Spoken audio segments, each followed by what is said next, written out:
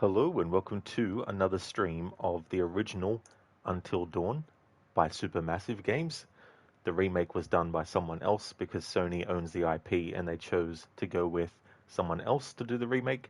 So this is the original by Supermassive Games. Hey there, Schiller. I'm going really good, thank you, dude. How are you? I hope you're having a good weekend so far. It's been a while since the last stream of this. It was back in February, actually. And just to give an update on where I'm up to in the playthrough. So I finished the story. We managed to save everyone, and there were certain choices that I made along the way.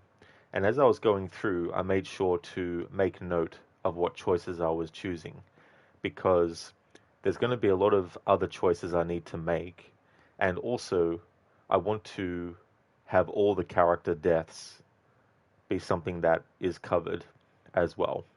And so when I finished that block of the playthrough, getting to the end, having all the people survive, I wanted to go on a break from this game just so I could come back again later fresh. And here we are in April, um, roughly about, 2 months since the last stream of this. So I'm continuing the numbering from the last stream, which was number 7, part 7, and so this is part 8 as well. For those interested in the previous 7 streams to see that first block for this playthrough, I do have a YouTube channel where I've exported my VODs. I don't have it as a playlist, but if you search for Until Dawn, then you should find the playthrough with the sound effects only. Hey there, Ave. I'm having a good Saturday, thank you. How about yourself? How are you?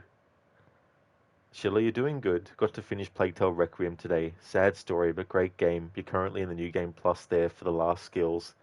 Congratulations on finishing that game, Sheila, and I'm glad to hear that you're doing good. That that game, like, man, what a gut punch. And it makes playing Innocence every time now feel, so more impactful as well. Hello there, Max. How's things? Hope you're doing well. Hello there, Nofry. How's things going? Hey there, Lucinda. Good morning to you as well. Well, good evening to you.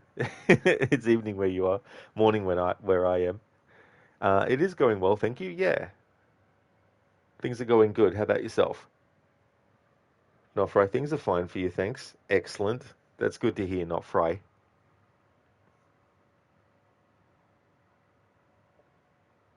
Things are going, Max. Well, I hope they end up going in a great direction. Are they? You're well, off to bed because you need sleep. You're very sleepy. You just wanted to drop in and wish you the best of luck with Until Dawn. Thank you very much for that, Ave. I'm glad to hear that you're going well, and I hope that you get some really good sleep as well. Thank you for the good luck wishes.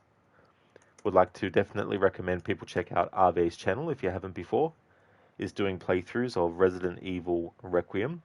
Most recently before that was doing a playthrough of Resident Evil 4, including the Separate Ways DLC as well. Also a fan of games like Clair Obscur Expedition 33 and Lies of P. Hope you have a good one, Ave. Lucinda, you're doing well. You had a good work day, good dinner, good beer, and now it's stream time. Hell yeah, Lucinda, that's great. I'm glad that everything's been going well. Oh, no problem at all, Ave, for the shout out. No worries. That's all good. Catch you next time. Hope you have a good one.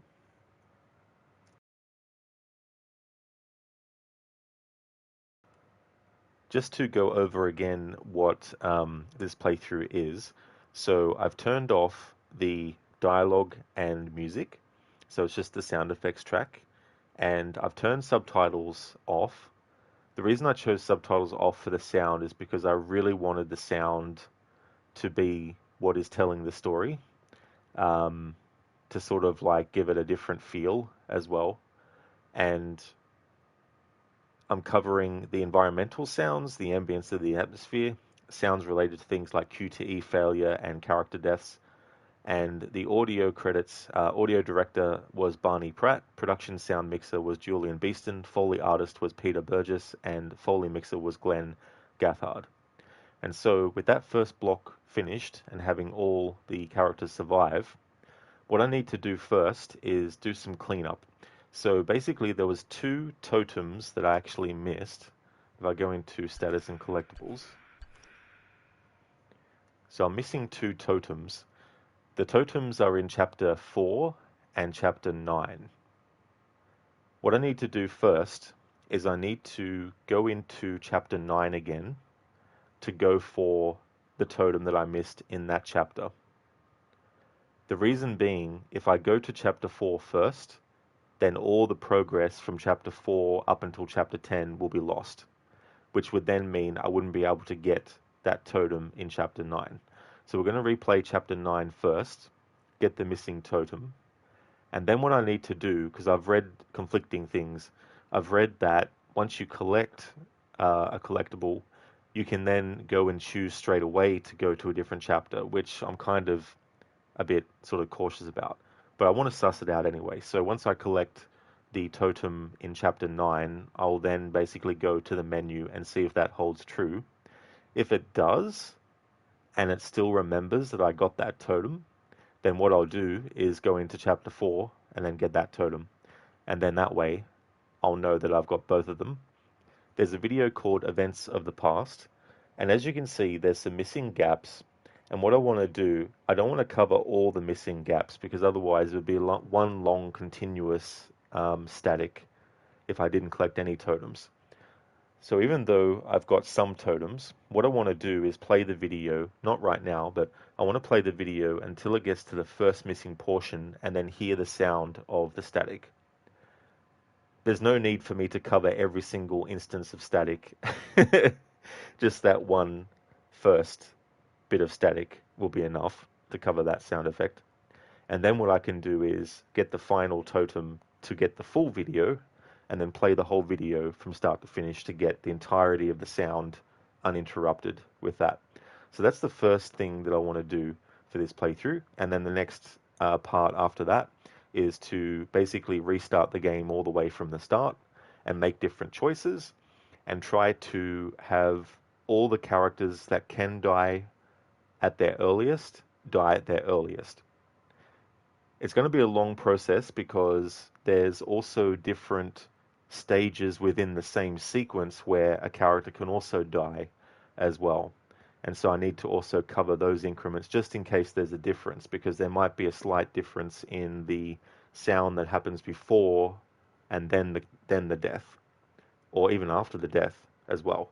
So for people who don't like Emily, you're going to see a lot of Emily dying in this portion of the playthrough because I'll be covering all the different ways that she can die and all that kind of stuff as well. And so the first order of business is to go in and redo chapter 9. So we'll go into episodes, go to 9. And something that's cool too is depending on certain choices, the name of a chapter will actually change. So chapter 9 is called Karma based on the choices that I made. Lucinda, nice. Yeah. So it's going to be, it's going to be interesting to see all the different permutations of the death. And I might have to do a thing where I constantly replay the same chapters and stuff. But it's probably the best if I cover all the characters' earliest deaths and work my way up until their final deaths. That's probably it's also an easier way for me to keep track of everything, because it can get out of hand otherwise. So just a sound warning as well, it's going to go to the flashback for what happened previously, which normally has a big, loud sound.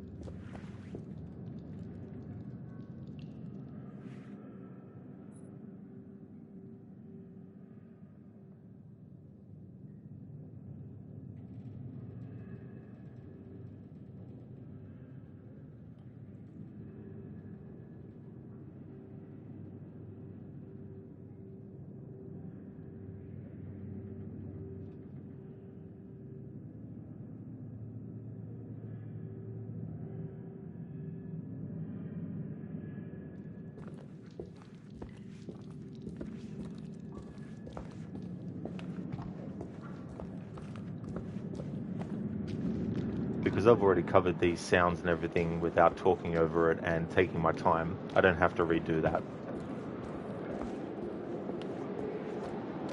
It's only covering the sounds for the differences that I'm going to be doing.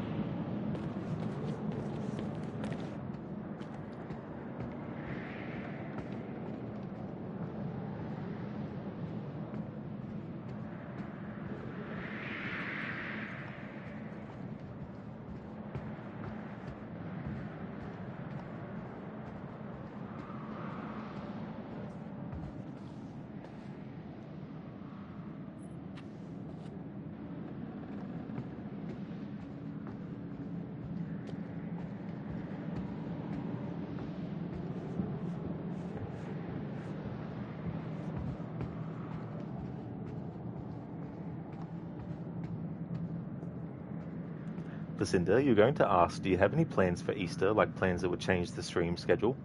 Oh no, Lucinda, yeah, the stream schedule's going to be the same.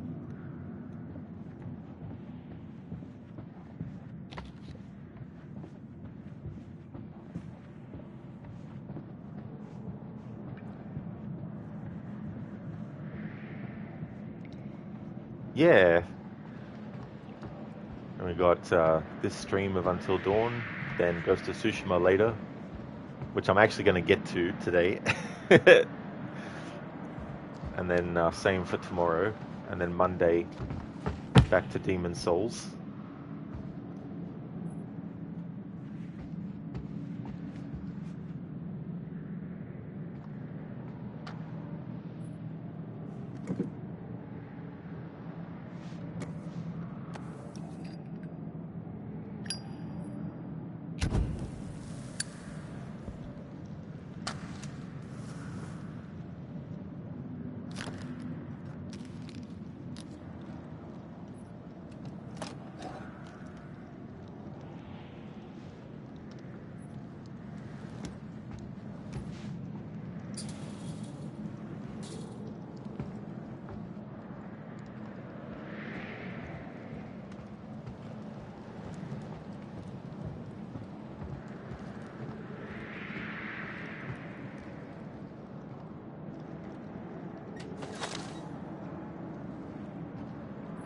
Alright, so just a heads up, there's going to be a really, really loud shotgun blast sound that's going to happen.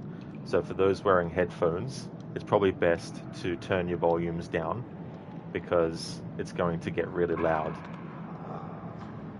I'll give a bit of time too, I won't just do it straight away because there's also lag stuff on stream. Alright, so I'm going to count down from 5. And then after I say 1, I'm going to shoot. 5, 4, 3, 2, 1.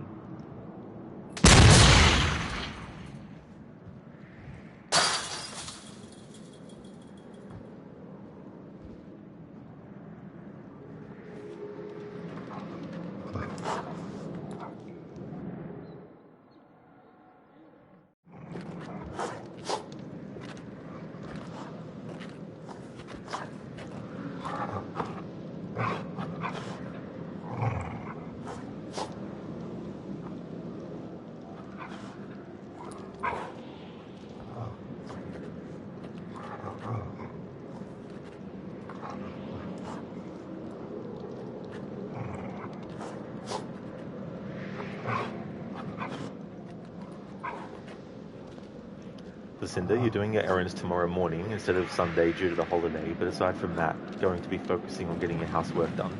No Easter plans for you, just trying to catch up on being a lazy butt the past 6 months. I mean, Lucinda, the amount of work that you do, the stream time, and, you know, all the other things, it's definitely understandable if it's, you know, taking you a while to get back to getting some of those things done as well, you know. But once it's all finished, then you'll be able to not have to worry about it for a bit longer then. Yeah, boom. Big loud sound. Absolutely. Yeah. It's funny too because there's so many instances where there can be a loud sound. I'll try to make sure that I give warning for each and every big one, but there might be some that sneak up on me as well. Hey, it's that dog. It's like I remember that. And I made sure last time not to hit the dog. So last time we basically yeah, we didn't hit the dog, which is the main thing. However, there will be a pass through where I do have to, unfortunately, hit the wolf. So, but for now, I just want to try and make the same choices that I was making last time around, because the totem that I'm missing is not one in this chapter when you're playing as Mike. It's when you're playing as Ashley.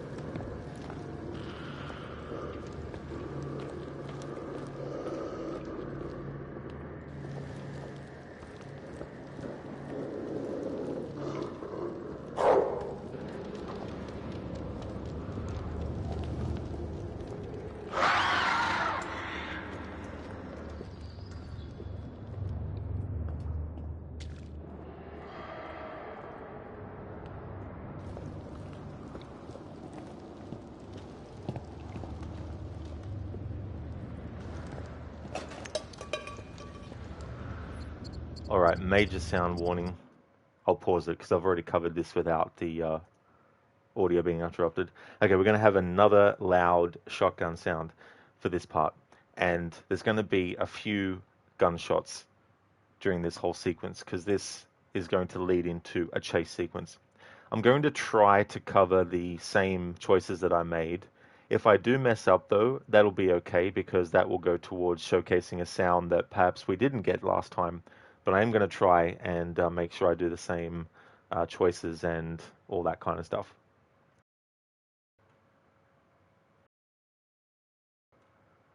So pretty much as soon as I resume, I'm going to do the shot. So resuming in 5, 4, 3, 2, 1.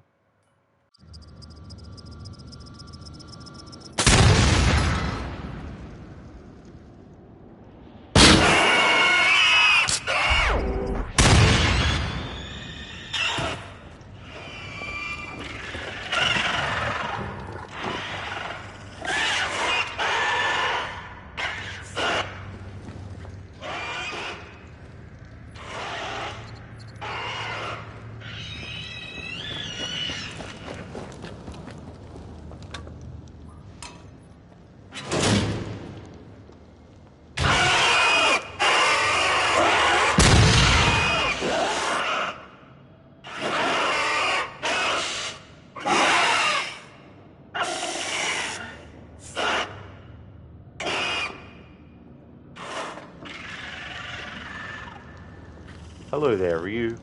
How's things going, dude?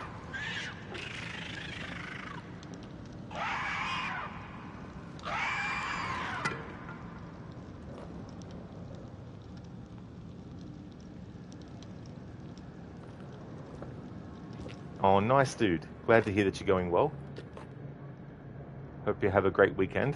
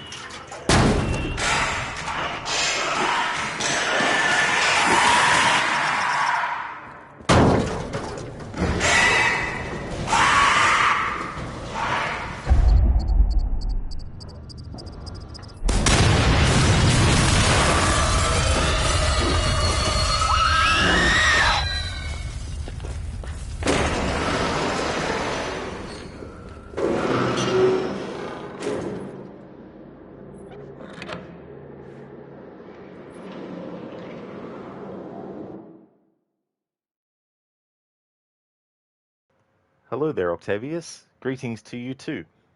How's your weekend going? All right, so far I've managed to make the same choices I made last time around.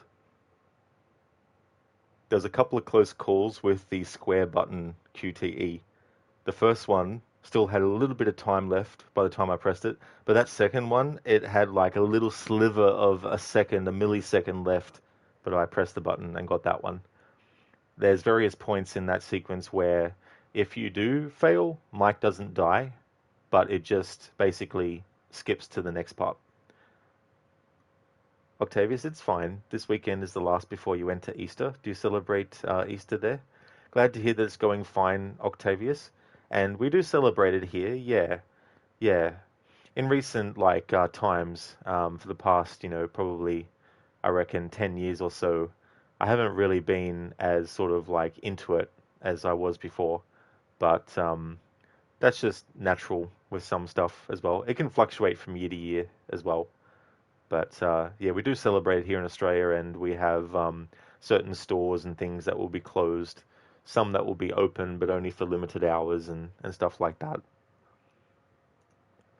So we get a bit of a breather here in this section, and there's a part coming up that can be very, very tricky because you might think that saving the wolf is as simple as maybe just running, that the more momentum you have, the better the chances will be.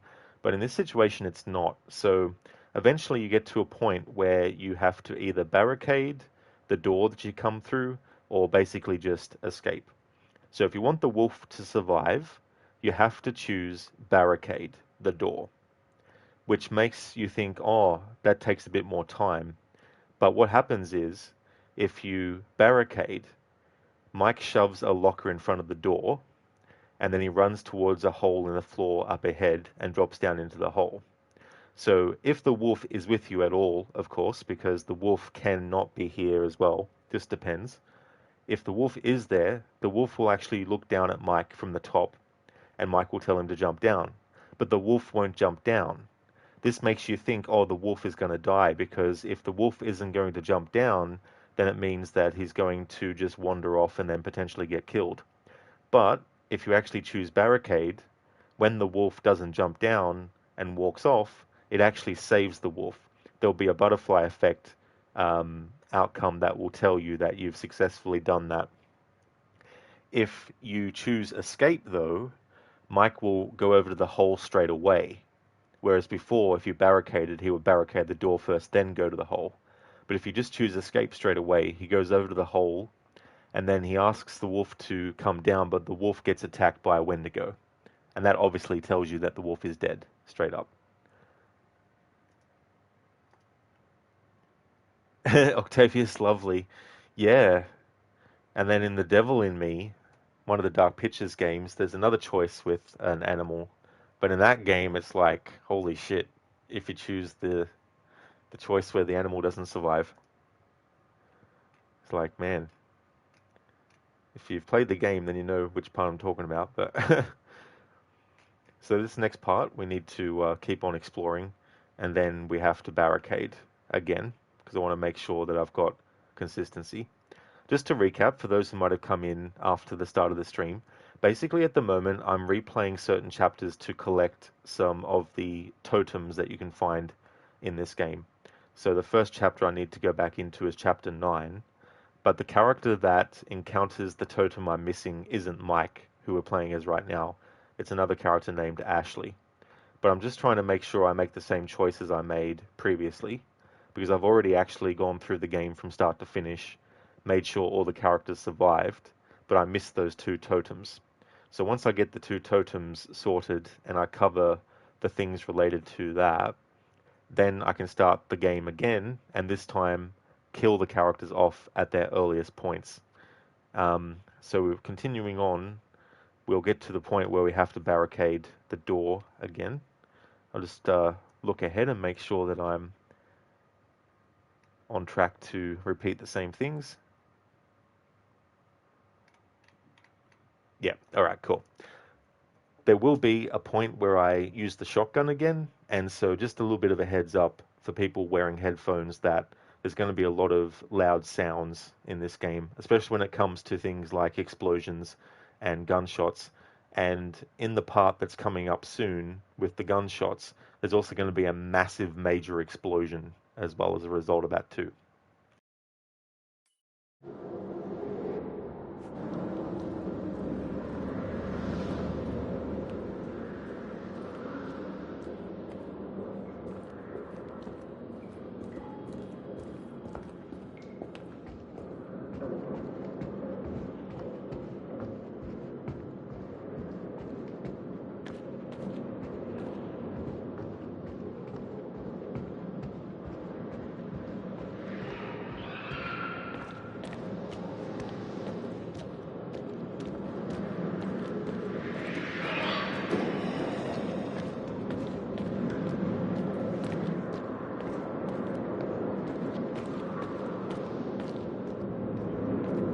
I'm going through this fast because I've already covered these sounds previously.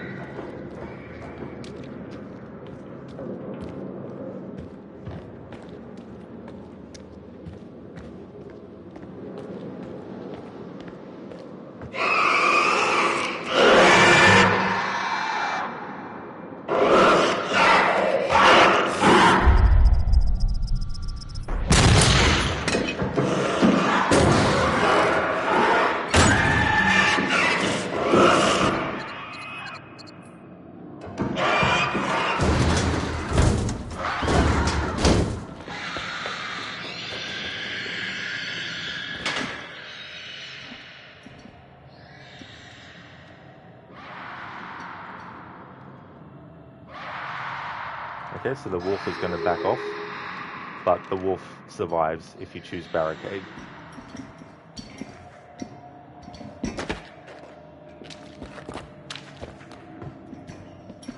Alright, big, massive, major explosion sounds coming up in a moment.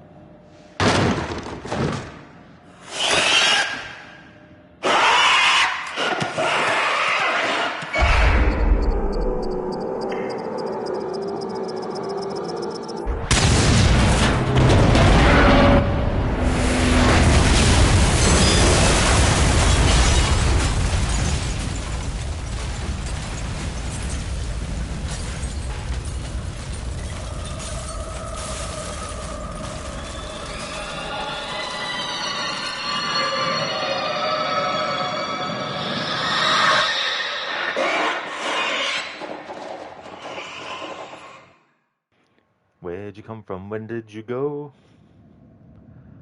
Okay, so the survival of Jess. A good rule of thumb in this game is if you literally see a character die,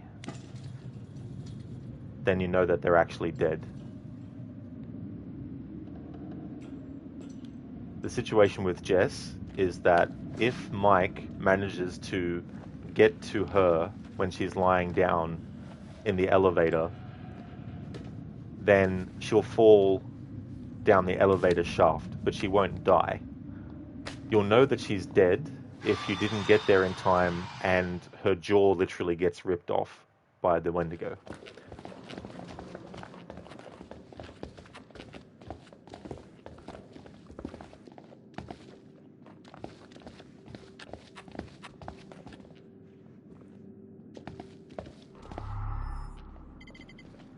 There's a part coming up here where you can actually have Chris and Ashley die one after the other by investigating a voice that they think is actually Jess's voice, but it's not. It's the Wendigo mimicking the voice of Jess.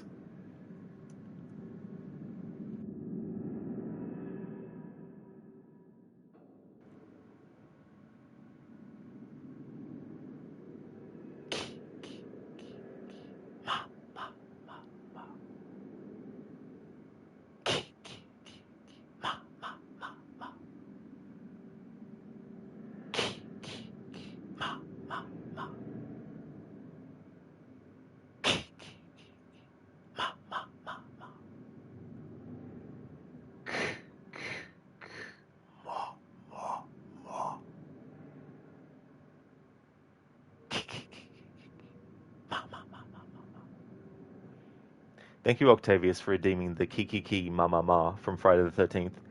Did that actually come through okay on the audio? Because if not, I can do it again, but pause.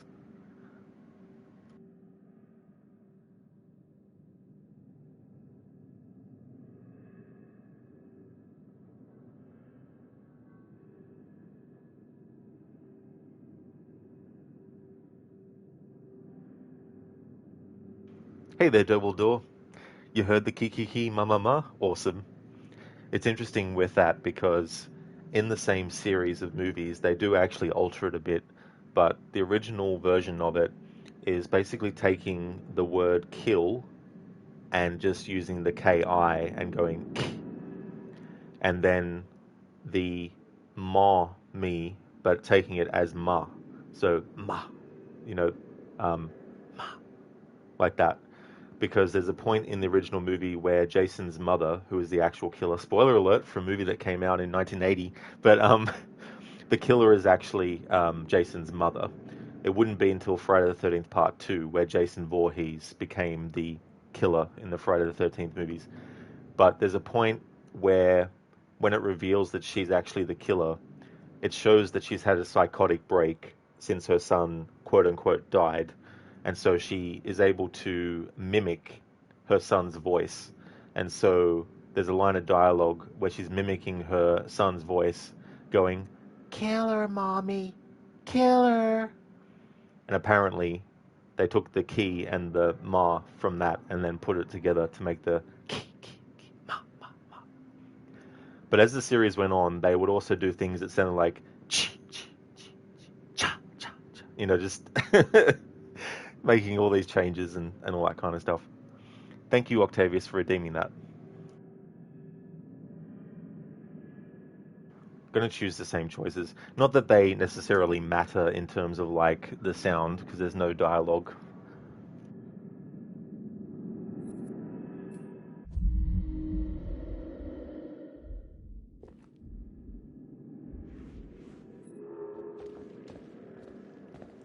All right, so on this pass through, we're not going to have Ashley go and investigate the voice, but I will be covering that. And the thing is, earlier in the game, if Ashley finds out that the Wendigo can actually mimic the voice of people, that doesn't automatically guarantee you that if you go and investigate the voice that you'll be immune. Even after knowing that knowledge, the game will still allow you to have Ashley go and investigate the noise and then get killed by the Wendigo.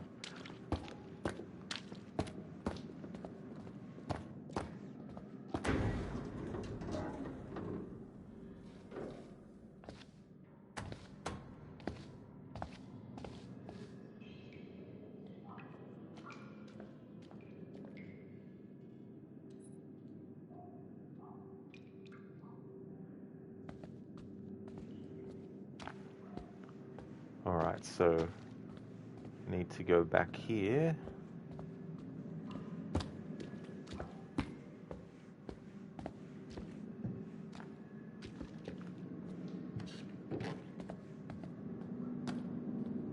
Go left here.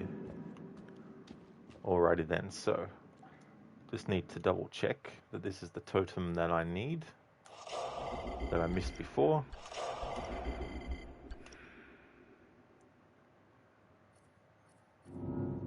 Okay, so chapter 9, it was brown totem 5.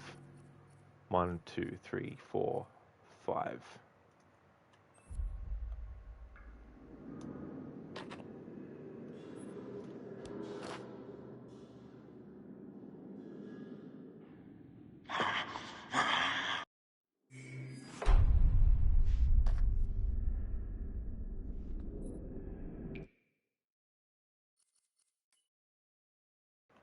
And no. Okay, so I fucked up in my notes somehow. This presents a problem. So which one am I fucking missing then? If not brown totem number 5. 1, 2, 3, 4, 5. After speaking with Chris, you'll take control of Ashley as the rest of the group moves on down the corridor ahead. Follow the group down the tunnel to the left and stay on the left side of the tunnel. Look for a blue barrel that has fallen toward the end of the tunnel along the left side and move against the left side at that point to find a hidden alcove with Danger Totem 5 inside of it. This alcove is found directly before the camera angle change to show a bottom view of Ashley from behind as she walks ahead. Eventually, Ashley will run into one of her friends and the cutscene will play. Well, this guide is fucking wrong. It's not Danger Totem 5. It's one of the ones that I've already gotten.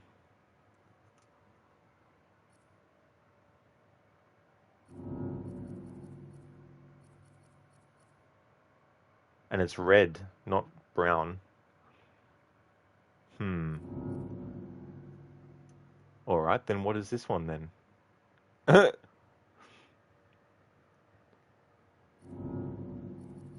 1, 2, 3, 4, 5. So Danger Totem 5. So I'm missing a Lost Totem. Okay, so what is this one?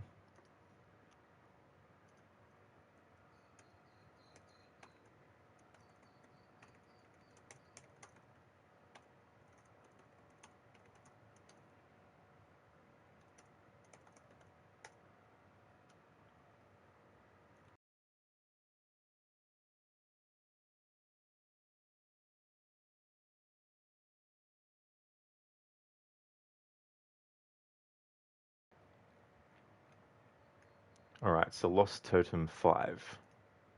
Which chapter is that in? Ashley or Chris in chapter 9 while investigating the voice in the mines. Ah, good. Okay, so that's still salvageable. Oh, that's good. Alright. There was a mix-up, but we can still get this one that I'm missing. It's in the same chapter, thankfully. So Lost Totem 5 can be found by Ashley or Chris in Chapter 9 while investigating the voice in the mines on the left path of the fork with the 2 barrels. Okay. There we go. Alright, so we still can get that. Good thing I double checked and didn't immediately go to, oh fuck this, need to restart the game again.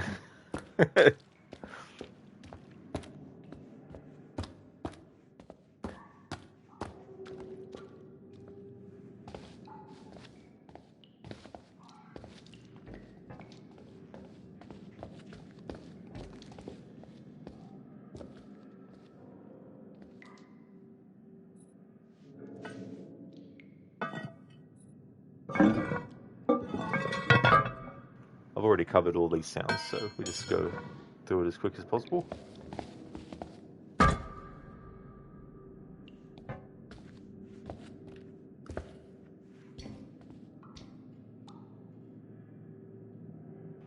Something that you start to take notice of too in games like this is scenes where all the characters might be present versus when certain characters are dead, and also to figure out the placement of characters, which is something you need to consider.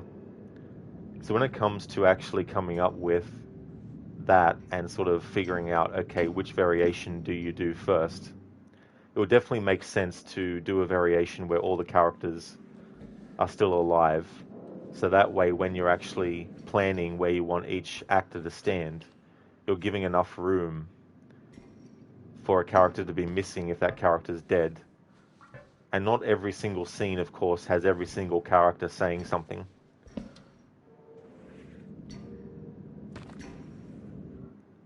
So, for example, Emily doesn't say anything as they're looking down the hole. So if she's dead by this point, her positioning means that the other characters, they don't have to do a different variation.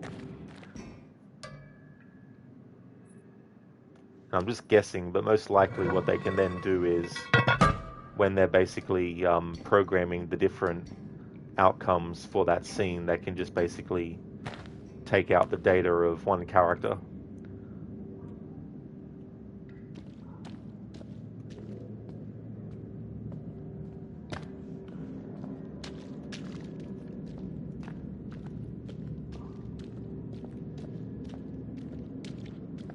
Okay, so the left path when we get to the fork with 2 barrels.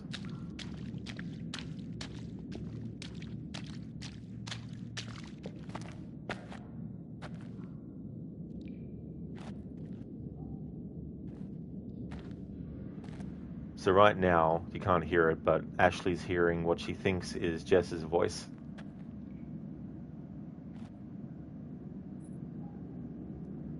Even if Ashley, as the character, knows that the Wendigo can mimic people's voices, the game will still give you the option to investigate. But you're not straight away locked into Ashley dying, because you can ultimately decide to ignore the voice. Whether Ashley actually dies to this depends on what you do with the trapdoor.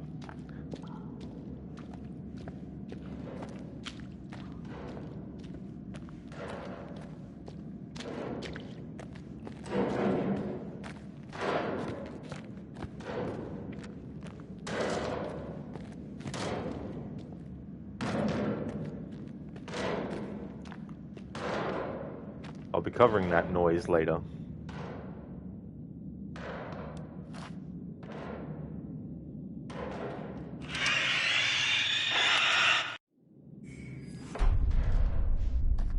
Alright, there we go. So Lost Totem 5.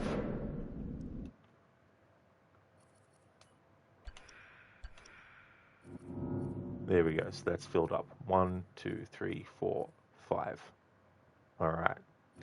Now, what I need to do is check now for Guidance Totem and see where that is. The one that I'm missing. Alright, Guidance Totem 1, 2, 3, 4. Guidance Totem 4 can be found by Mike in Chapter 4. Okay, that matches up what I had taken a note of.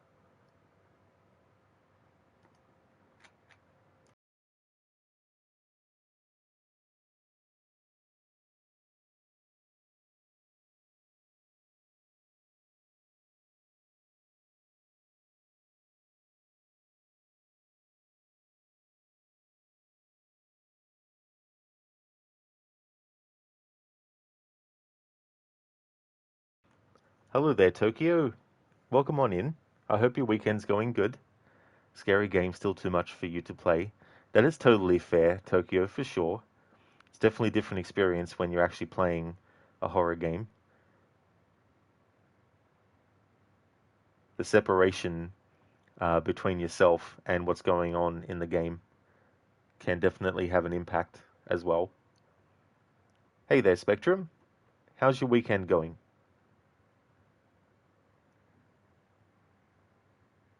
I've talked about this before, but when you have like third-person horror games, psychologically you have the screen that you're playing the game on. That is the first barrier between you and what's going on in the world of the game. But then you have the character who acts as another barrier. And then you've got the threat and the horror that's actually happening around the character.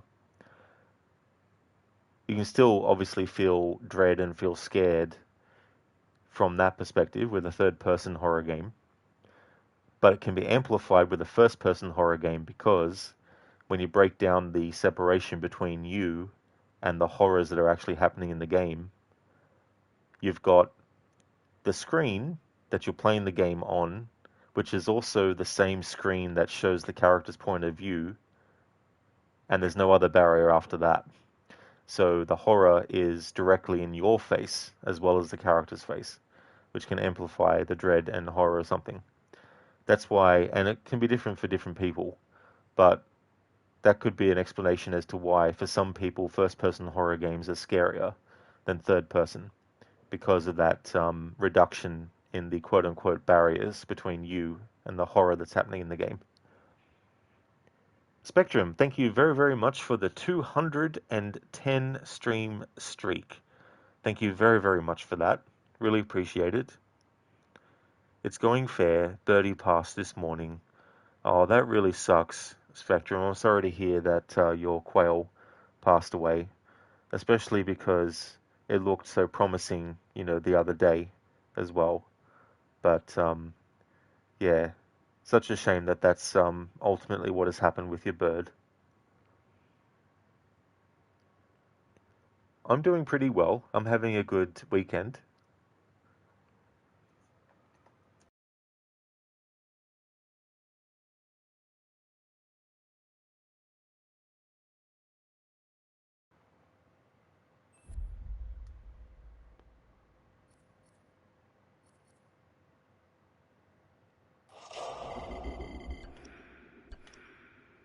All right, so something I need to test is we've collected lost totem, sorry, yeah, lost totem number 5.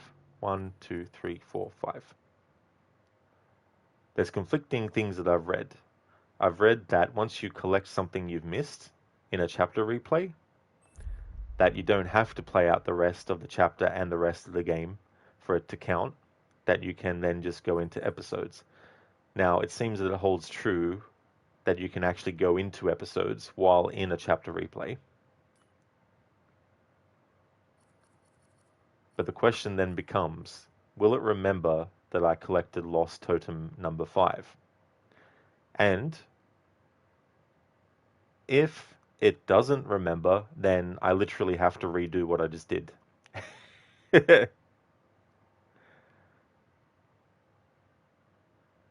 But I don't want to risk it by choosing an earlier chapter than chapter 9 to test it. I'd rather test it by selecting chapter 9 again and seeing if at the start of chapter 9 it remembers that we collected it. So let's test that out now.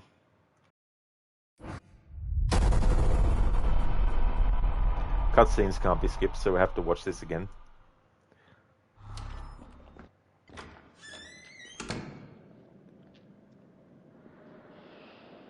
I know for sure, though, it won't save all the choices that you change, though. So that might be key.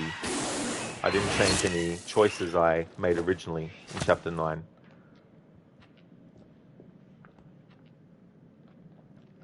What's interesting about this scene where Emily's in the bunker there, if she got bitten by the Wendigo, it'll cause a whole scenario where they think that she's going to turn into one. But we got the outcome where she didn't get bitten.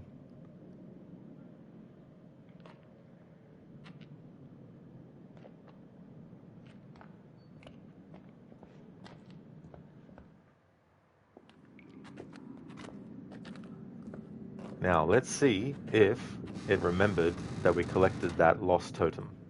If it did, then I can choose a different chapter. But if it didn't, well, we have to redo this again. Moment of truth. Let's have a look. And it remembered. Hell yeah. That is good. Lost totem number 5. 1, 1, 2, 3, 4, 5. It remembered. Alright, cool. So that's good. Now that I know that it remembers, so we can just go straight into now replaying chapter 4.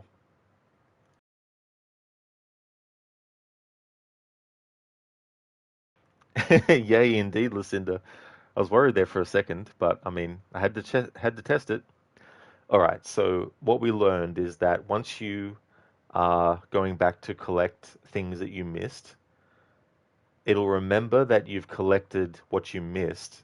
However, if I made different choices in chapter 8, for example, and then went into chapter 9, it wouldn't remember everything that I'd originally chosen for chapter 9. So essentially, you'd have to redo chapter 9 and 10 again. So if you're doing it purely for just making different choices, it won't work. Whatever choices you make stick. And if you want to change them, you can, but if there's later chapters after that choice, those chapters get deleted. But collectibles wise, though, you can go into any chapter and collect what you missed, and then as soon as you collect it, you can go and choose another episode. So it's probably best if you've missed stuff to actually collect things from the latest chapter that you've missed stuff in, and then work your way back instead of doing it the other way around.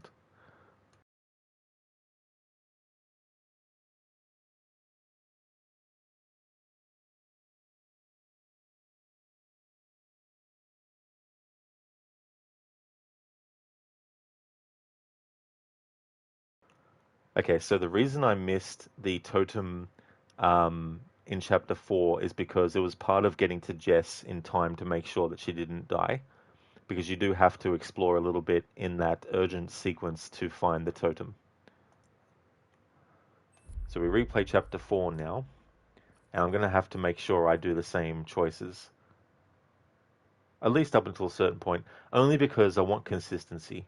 I will be choosing different choices, but this part of this stream is just basically getting these totems that I missed and trying to make sure that I do the same choices for this pass through.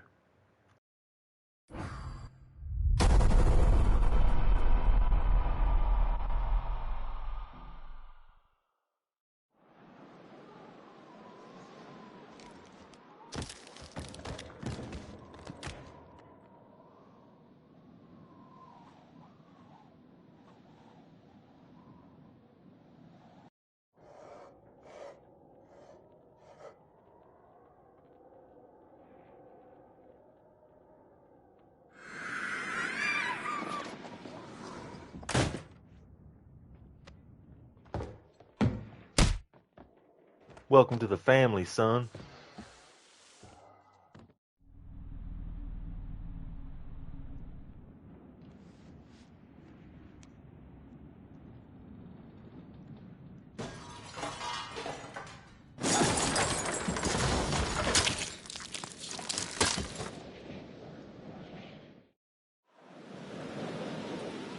Alright, so straight off the bat, we have to be quick.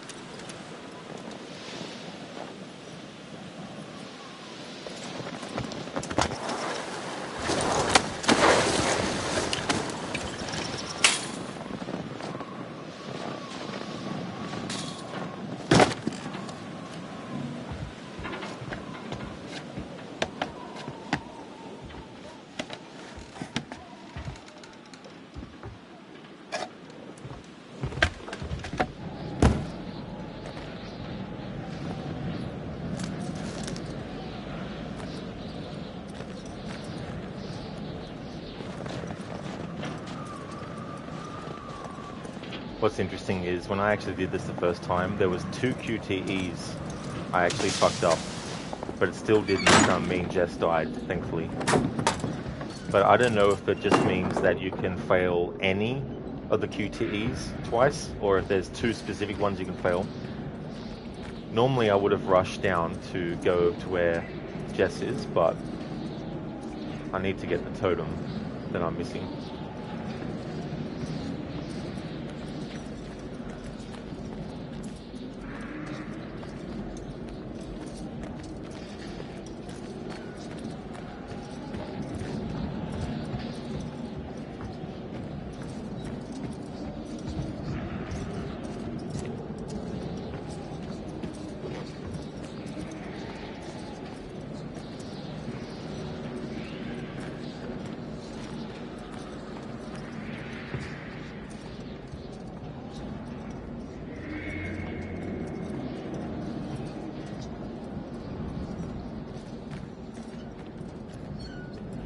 Alright, so this is the totem that I was missing.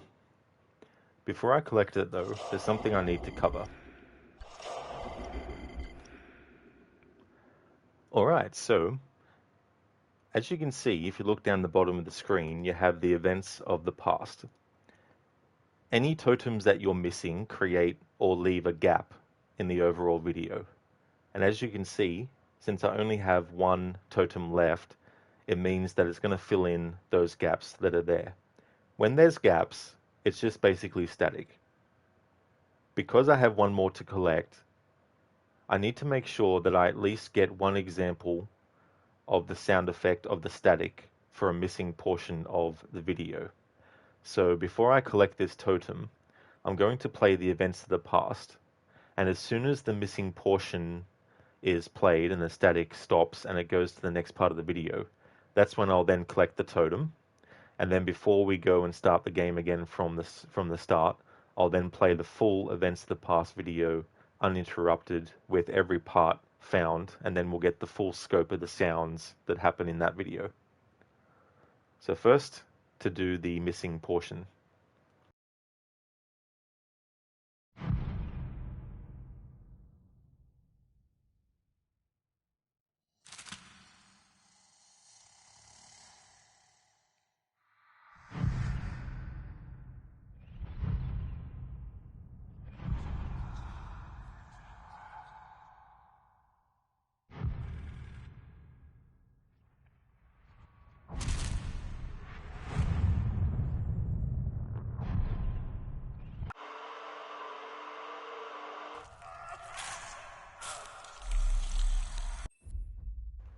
Alright, so I covered the sound for when there's a gap.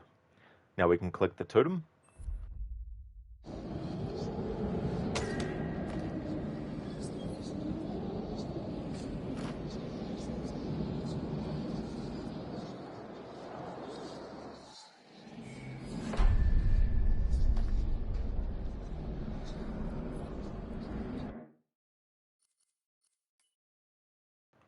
And there we go. Now we have all the totems, and we have the full events of the past video. So now I'm going to play it in full to get all the sounds that happen in it uninterrupted and without me talking over it. Thanks for the GGs, Lucinda. It's a good feeling to accomplish something like that.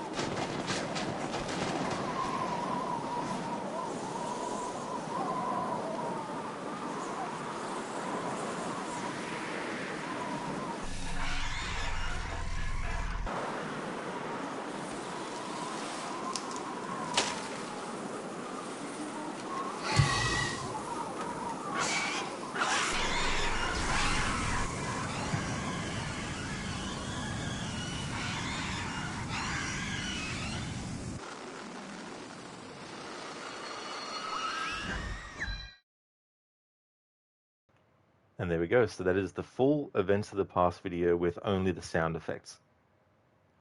Listen, I never thought you'd see this, lol. What I want to do for those who are watching the stream live, I want to actually play that video again in case someone really wanted to hear what it is like in full with the sound effects and the music. So I'm going to temporarily turn all the other volumes back on and then replay that video.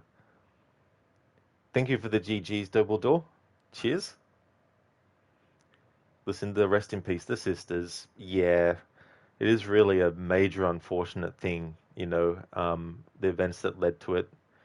And as you can see there, the flamethrower guy did try to save them, but the Wendigo was attacking, and, you know, you could argue that he could have just saved them instead of killing the Wendigo. But I mean, the Wendigo might have killed all of them, and in him trying to save the two, then they might have fell anyway, so it was a really fucked up situation from all angles. So temporarily, I'm going to put all the other audio back in, just so people who have never seen that video before can actually see it.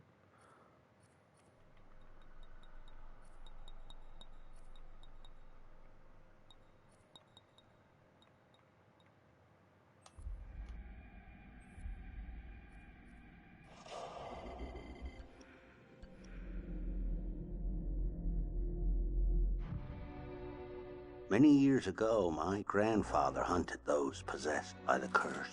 But there was one that eluded him. The fiercest of all, the Macapichu. It was a terrible thing, and my grandfather could not defeat it.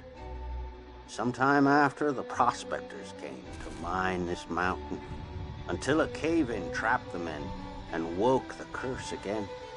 And there were dozens of men with no food, no light. And in that blackness, the hunger came. They were consumed by their abominable cravings and driven mad. Murderers, cannibals, eating human flesh. And if you kill this monstrous thing, the spirit is released and swirls the mountain like an evil wind waiting to possess again. You best not kill them, I have tried. You can only trap them, taunt them with fire. And after all these years, after many moons and many hunts, the Macapichu still roamed free, out of my grasp, beyond my reach. Until one night, a year ago, I was finally able to get him in my sights. But we were not alone in the woods that night. While I was tracking the Macapichu, it was tracking something else. The Macapichu forced your friends over the mountain. There was nothing I could do. I couldn't save your friends, but I could avenge them. I hunted the Wendigo down and I doused it with fire. The Macapichu was dead.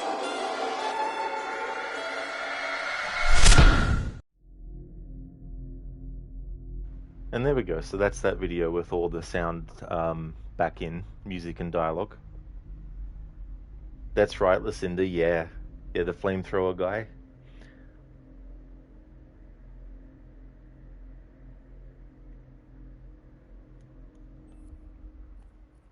Now to go back into the audio and turn the dialogue back off and the music back off. Oh yeah, Lucinda. He said Macapichu is what he called it.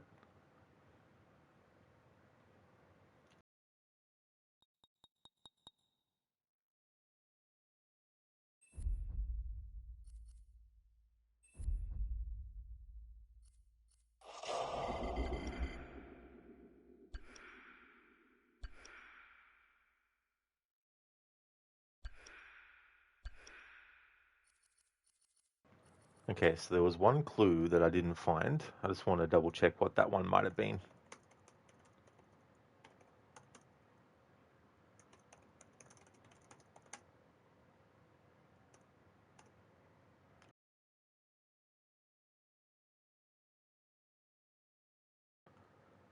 Oh yeah, so it's found in episode 2. After gaining control of Matt, immediately turn around and head to the back of the lodge, near the previously found axe holder, to find the stub on a barrel. Important context, in some versions this clue requires the pre-order bonus DLC chapter to be accessed. It is a key item for unlocking the Mystery Man clue category. In some guides and updated versions, Mystery Man clue number 32 is listed as the cigar stub. Interesting. This definitely isn't the pre-ordered version. This version was the one that was initially available for free on the PlayStation Store, but they've since taken it off as a free game. Lucinda Vendici, something like that. Oh, the Watty Wotton? The Machu Picchu.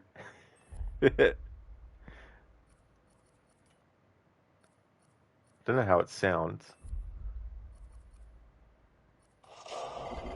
Let's have a look with subtitles on.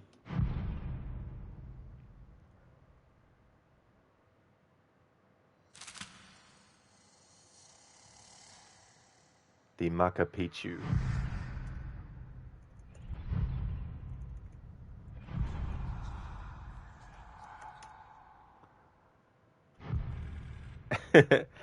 Maca. The Malaka Maca. Maca Picchu.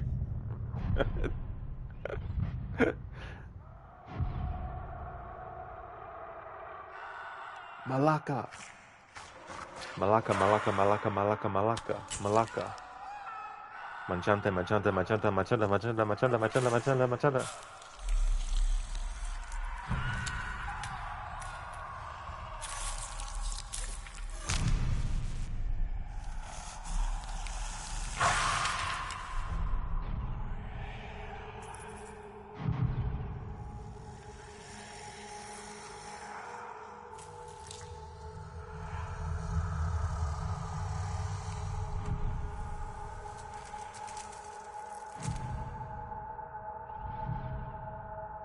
There we go. I finally got the spelling. I almost got it last time, but I fucked up. I made some typos. But yeah, Machu Picchu. Now that I've done that, we can still go into episodes, but because we went into one of the earlier episodes, it means that chapters 5... Oh no. Okay, so it is still available. That's interesting. But then again, that'd be because I made the same choices. So we got to that point. In any case, I need to restart the game from the start because the sound effects that I want to cover are based on differences this time around. Listen, to thank you. You like the what? The Maca what? The Macadonalds? Gotta watch out for the Macadonalds. It'll turn you into a cannibal.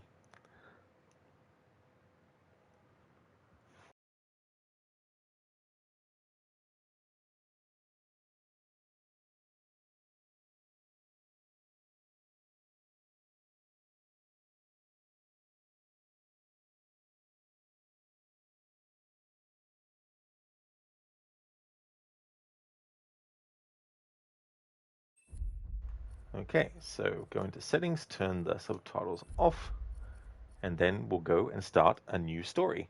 So I can't skip cutscenes, so all the cutscenes that I've already shown in this playthrough will still be played, but we'll restart from scratch so I can make different choices.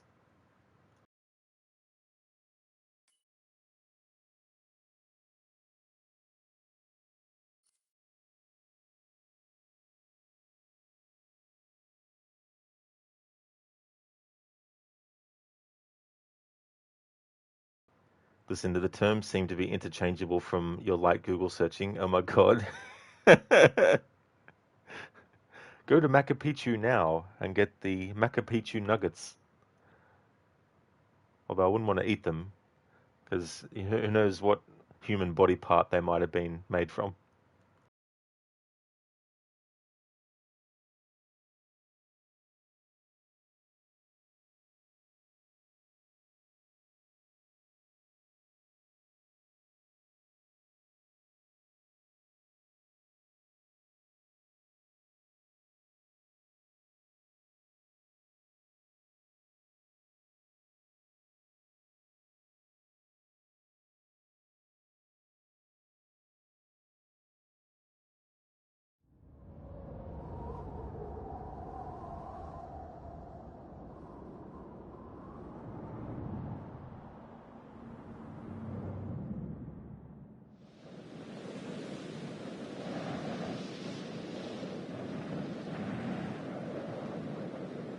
because there'll be a lot of sounds that I've already covered by standing still and waiting for them, I won't be having to do the same amount of that. But I will obviously do it for any changes.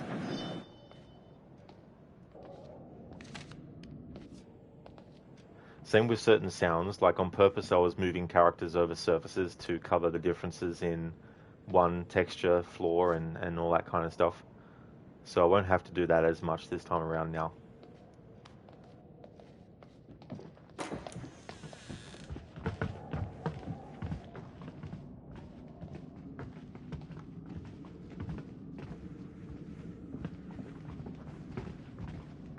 Red rum.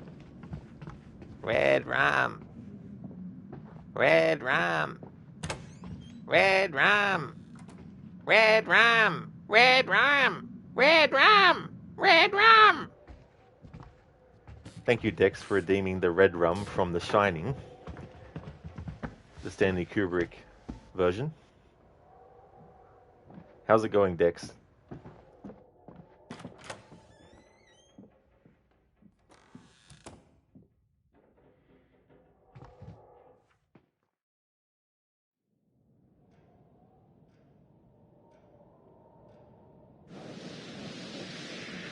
Dex, stop. You're scaring me.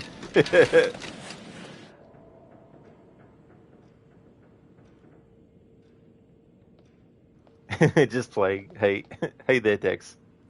I hope things are going well.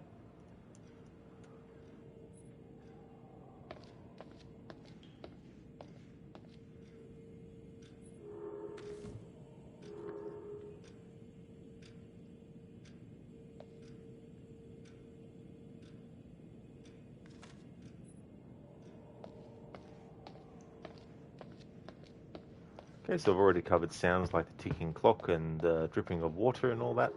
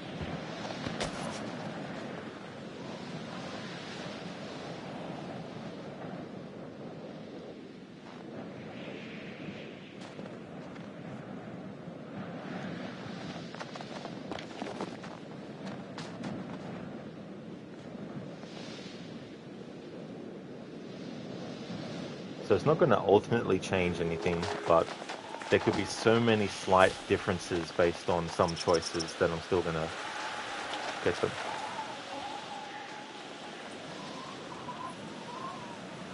So last time I chose the fast route. I'm going to choose the safe route this time.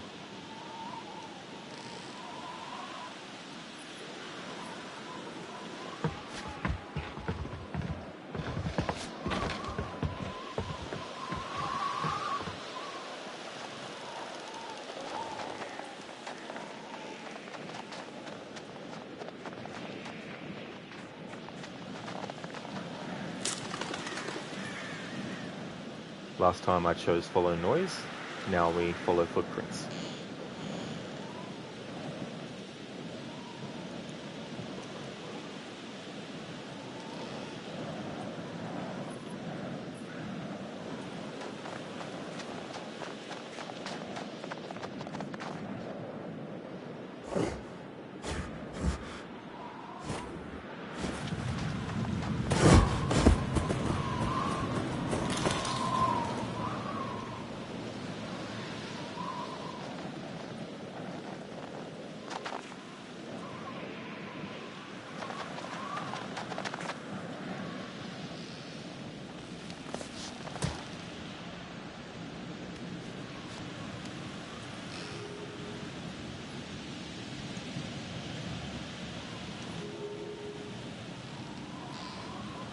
I've already covered these sounds without doing anything, including when the phone was on the screen.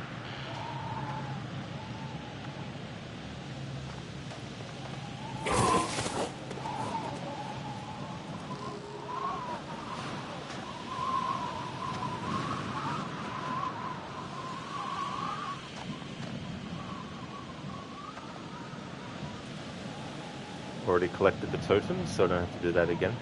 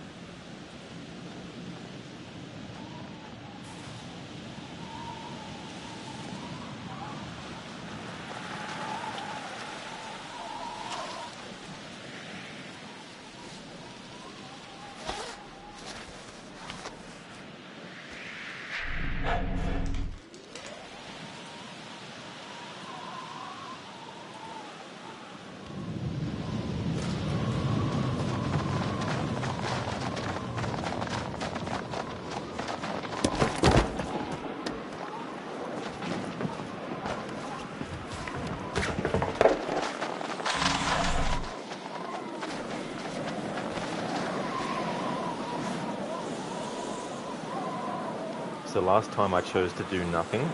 This time I'm going to choose to drop Hannah because the other choice, the only difference is there's a branch that breaks, and I've already covered the branch breaking. So there's 3 choices, but 2 have the same alternate outcome, but one difference is the branch breaking, and I've already done the branch breaking.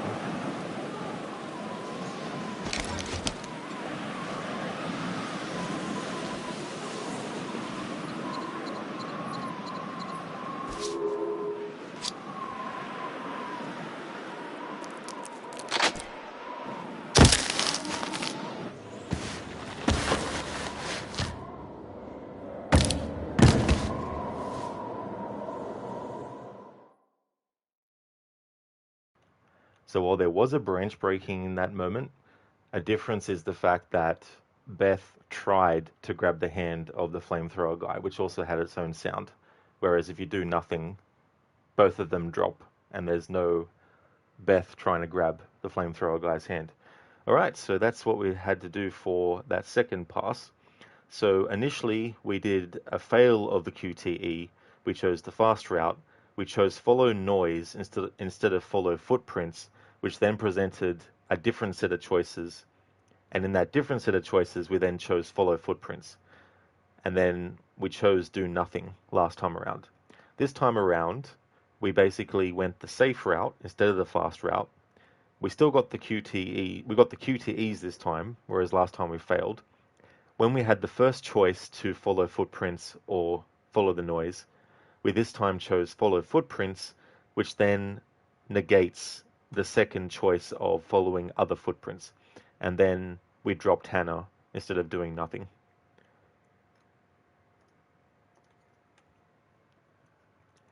It's just a prank, Han. It's just a prank, Han. Thank you, Sheila, for redeeming that as an Arnie impression from this game. Exactly. That's all it was. It was just a prank. I mean, you know, even if the characters survived, it's still a pretty shitty fucking thing to do, you know, so they didn't know, of course, that that would happen, but if they did manage to stay alive, I doubt that if they heard her say it's just a prank, they would have been like, oh, that's fine then, that's okay. How's things going, Sheila? Oh, sorry, I've already asked you because you've been here, sorry.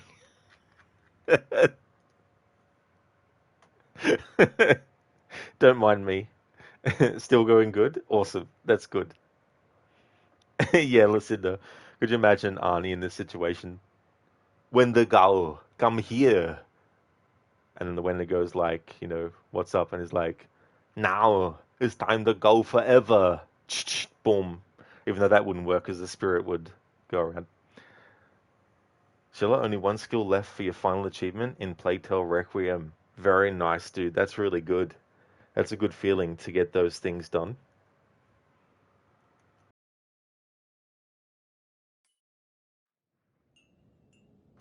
I've already covered the sounds in these moments without talking over them. Um, so this is one of the first Dr. Hill moments that you have in the game.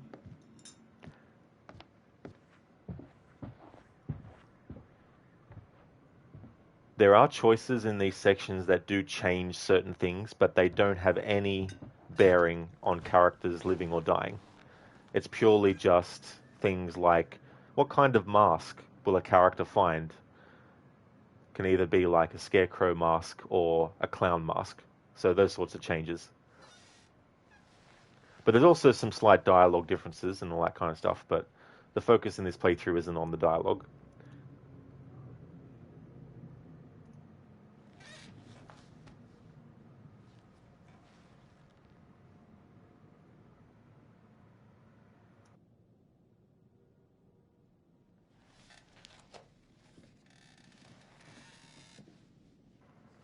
It's interesting to think about what they need to think about when it comes to sound design.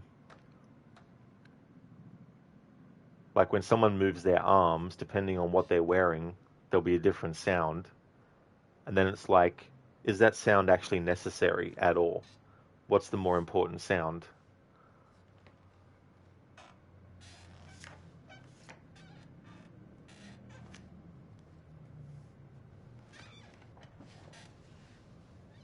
And trying to create like a realistic sound environment that is still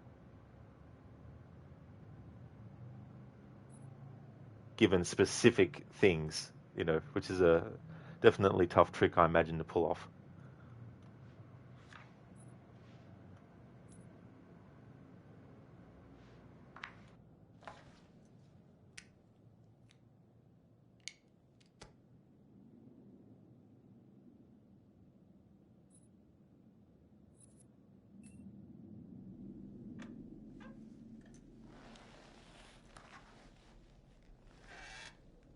In a lot of cases, I'm just going to choose the opposite to what I chose before.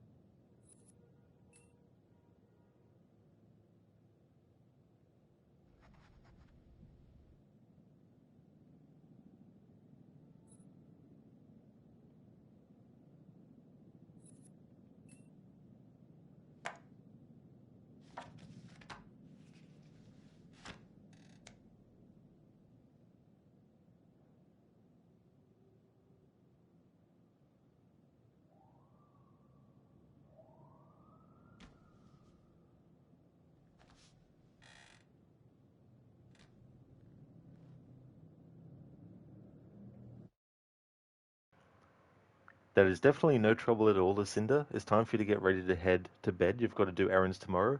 You'll drop in for the last bit of sushi tomorrow morning. Have a great rest of your stream. Thank you very much. I definitely will for sure. Would like to highly recommend people check out Lucinda's channel. Doing a playthrough of a fun-looking cat game called Little Kitty Big City. Also a big fan of the Resident Evil series. Also series like The Last of Us, as well as Dying Light and Dead Island. Also enjoys stealth series like Dishonored. A great streamer, also has some really cool raccoon themed emotes as well. That's all good for the shout out, Lucinda. I hope that you get some good rest and that your errands go well tomorrow also. Thank you so much for popping in, and it was good that you got to see the events of the past video as well, because you hadn't seen it on your playthrough of the game, so that's really cool. Hope you have a good one. There were some choices that were different. For example, The first time around in this playthrough, I chose happy for the first choice, which then led to an option between, I can't remember what one was, but one was something and then the other was sunshine. Whereas this time around, instead of choosing happy, I chose uneasy. But the choices that it gave me after that were different and didn't include a choice for sunshine. So I just basically winged that part as well.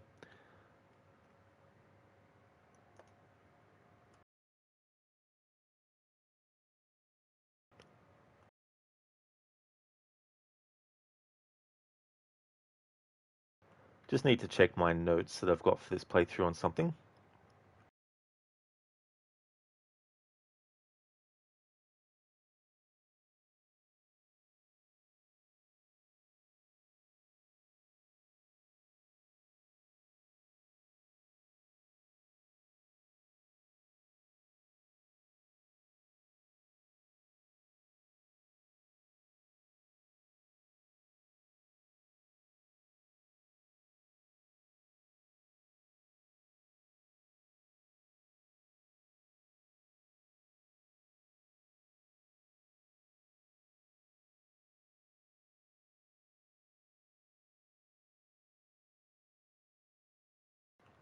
Alrighty then, let's resume.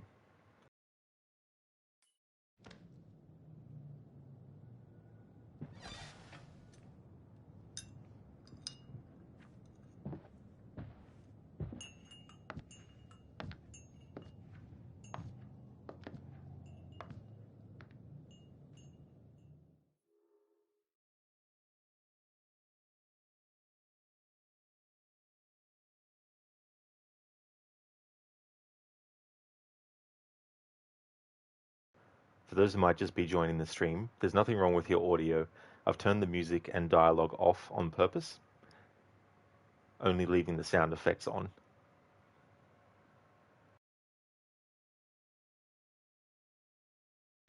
But not everything all the time has sound effects applied to it though.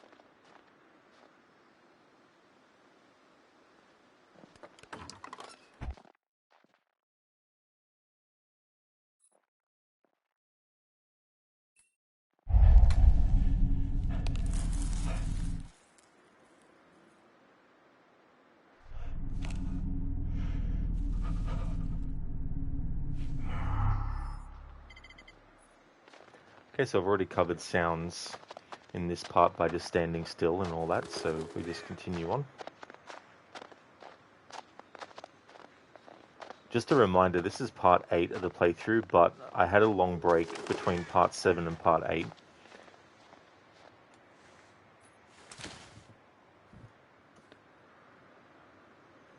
But to cover the differences I need to make this time around, we're starting again from scratch. But it's the same kind of playthrough though, so I'm keeping the parts numbers consistent.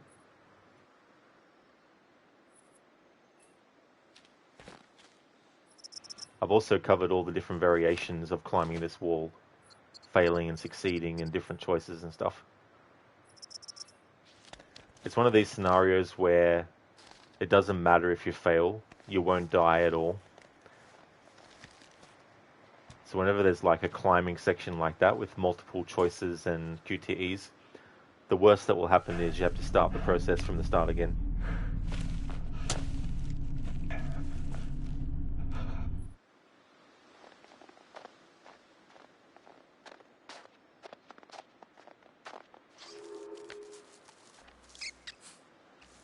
Same with this don't move. If you fail it, it just keeps on giving you an opportunity to try again until you get it.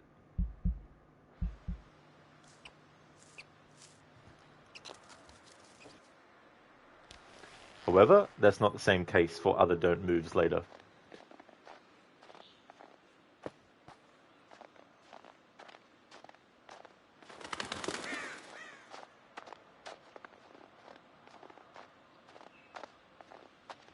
Already interacted with certain things before. The game just wants you to know about totems, what different colored totems mean. They give you insights into potential things that could happen. I've already covered all the totems, but we still need to do this tutorial one.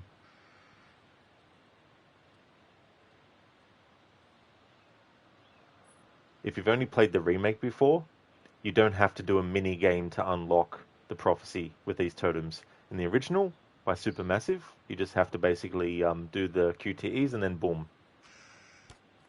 So pick up, twist, and gotten. No mini game needed.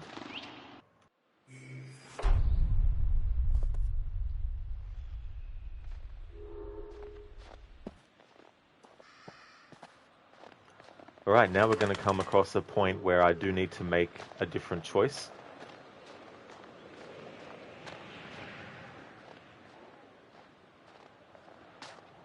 And it's related to Chris's bag here.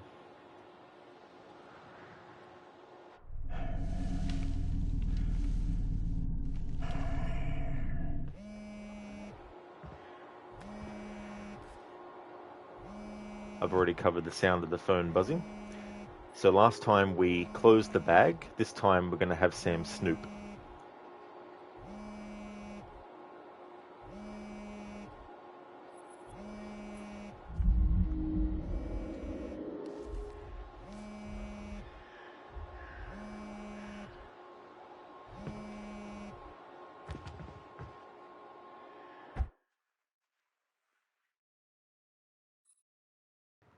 Hello there, Soul Tripper. Thank you very much for the raid. Appreciate it. Welcome on in, everyone. How was your stream of Warframe, Soul Tripper? I hope it went well. Just a heads up for people coming into the stream. There's no music and dialogue on purpose. So there's nothing wrong with your audio. I'm doing a focus on the game's sound effects. And so only the sound effect volume is on. And I've turned subtitles off as well to make the focus more intent on the sound effects. Hey there, Ninja. Raid words and things. Welcome on in. Thank you for joining the raid. Hey there, Maria. Hope things are going well today. This game looks so good. Yeah, and this is just the original one as well from 2015. They remade it recently. I think it was last year when it came out. But a totally different team though. Supermassive did this original one, but because Sony owns the IP, they decide with remakes who gets to do the project, so they got someone else. But Supermassive, after this original version, would go on to do the Dark Pictures games, and also the game called The Quarry as well. Soul Tripper, well, not usually a spoopy game kind of stream over here. How's it going? Yeah, Soul Tripper, I do like my horror games, that is for sure. And this one is one of my favorite ones. It's going really well, actually. I had to collect some things that were missing because in this game there's collectibles that you can miss through either just not picking them up. Also, some are missable based on your choices before that point too, as well. But I had two that was missing. Luckily, where they were missing, one was in chapter 9 and one was in chapter 4. However, the way that this game works is, let's say you have done all 10 chapters of the game and you want to go back into chapter 3. Well, you can go into chapter 3 and you can get any collectibles that you were missing. However, if you wanted to make different choices, though, all the other chapters get deleted after that chapter. So what I needed to do to get those totems is I had to go into chapter 9 first, and then got that one. And then I didn't have to even finish out the chapter, it actually remembered. And then I just chose chapter 4, and then got that as well. But yeah, it only deletes the episodes after if you make different choices and stuff. Maria, original. Wow, you thought it's a remake. You're doing good. Hope you're good as well. Excellent to hear, Maria. That's great. I'm doing well too. I hope that you had a great rest of your stream of Hollow Knight as well. But yeah, this was 2015 when the original came out. Initially, they were going to do it as a PlayStation 3 title, but they changed it to a PS4 one. Um, I mean, there might be some differences with the backwards compatibility for the PS5 version that they might have, made changes for and stuff. But this game celebrates its 10th anniversary. However, in August this year, it'll tick over to its 11th anniversary. So I need to get this playthrough in before August. Ninja, you can't quite pick your accent. Oh yeah, so Australia. For those who are new to the channel, this is my current schedule. So on Wednesday through to Sunday, I have an early game, which is this game for now. On Monday to Wednesday, I have a main game, which is the Demon's Souls remake.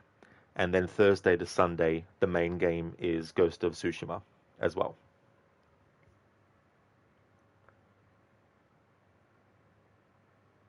Yeah, yeah, Ninja. So that's where I am, Australia. You're a Kiwi, innit? Maria, yeah, Hollow Knight is great. You're officially addicted. Oh, awesome. I haven't played that game before, but I'm definitely familiar with the kind of retro style, bash your head against the wall, have to keep trying over and over again to get past tricky parts type of gameplay. Just a heads up too, as well, because the sound effects are the only thing on, there will be sounds that are really, really loud. So that's the information about what I'm actually doing. But I will try and give like a warning when there's like a really loud sound happening. But there also could be some sounds that will happen when I'm in the middle of doing something that I need to concentrate on doing as well. Thank you very much, Ninja, for the follow. Thank you for that. I appreciate it.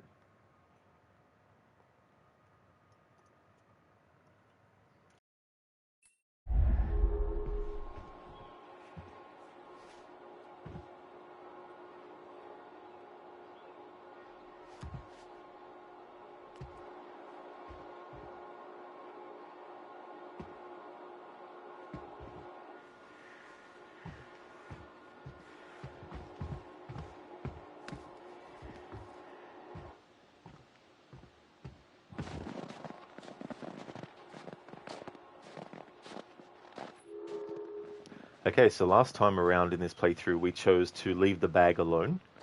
And so this time we actually chose to snoop and have Sam look at the phone, which then introduced a whole new sequence that we hadn't covered the sound effects for yet, which is, of course, Chris sneaking up behind Sam and all the sounds that followed.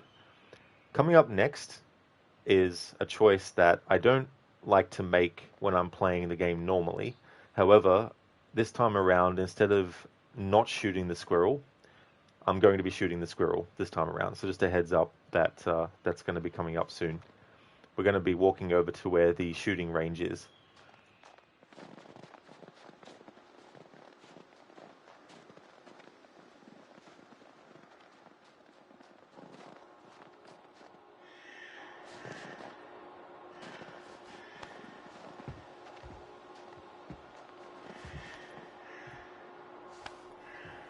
And this next bit coming up too, if you miss a shot, it won't fail you or anything like that.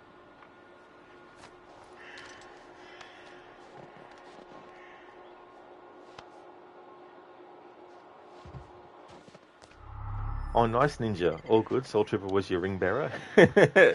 Awesome. Yeah, Lord of the Rings. Those movies were so good. I remember when I read the books thinking it would be awesome to see them made into movies, so it was good when they finally did. Maria, you're going to draw a bit. You'll have my stream in the background. Oh, very nice, Maria. Thank you very much for leaving the lurk. Would like to highly recommend people check out also Maria Tail. Has been doing her first playthrough of the game called Hollow Knight. So if you're looking for a streamer who's going through that game for the first time, definitely recommend. Sam will say different things based on you not shooting. So just a sound warning for gunshots that are going to be happening in this.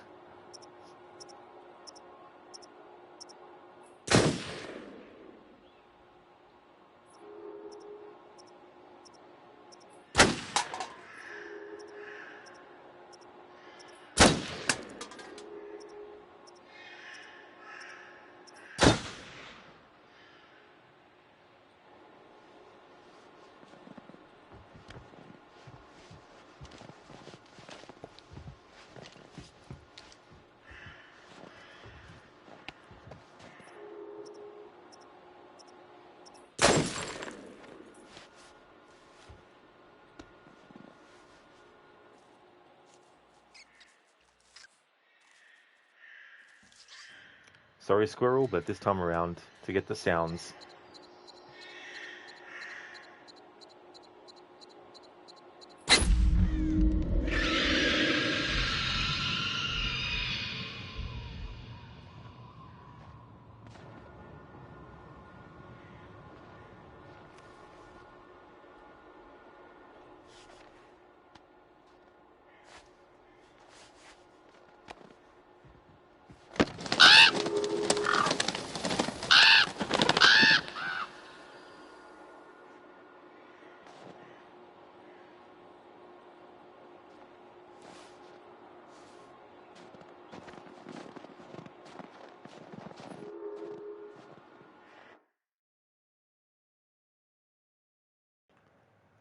Ninja, there's an excellent picture you took where he had a unicorn head mask on and you had your horse head mask and you did the Dylan moment from Commando.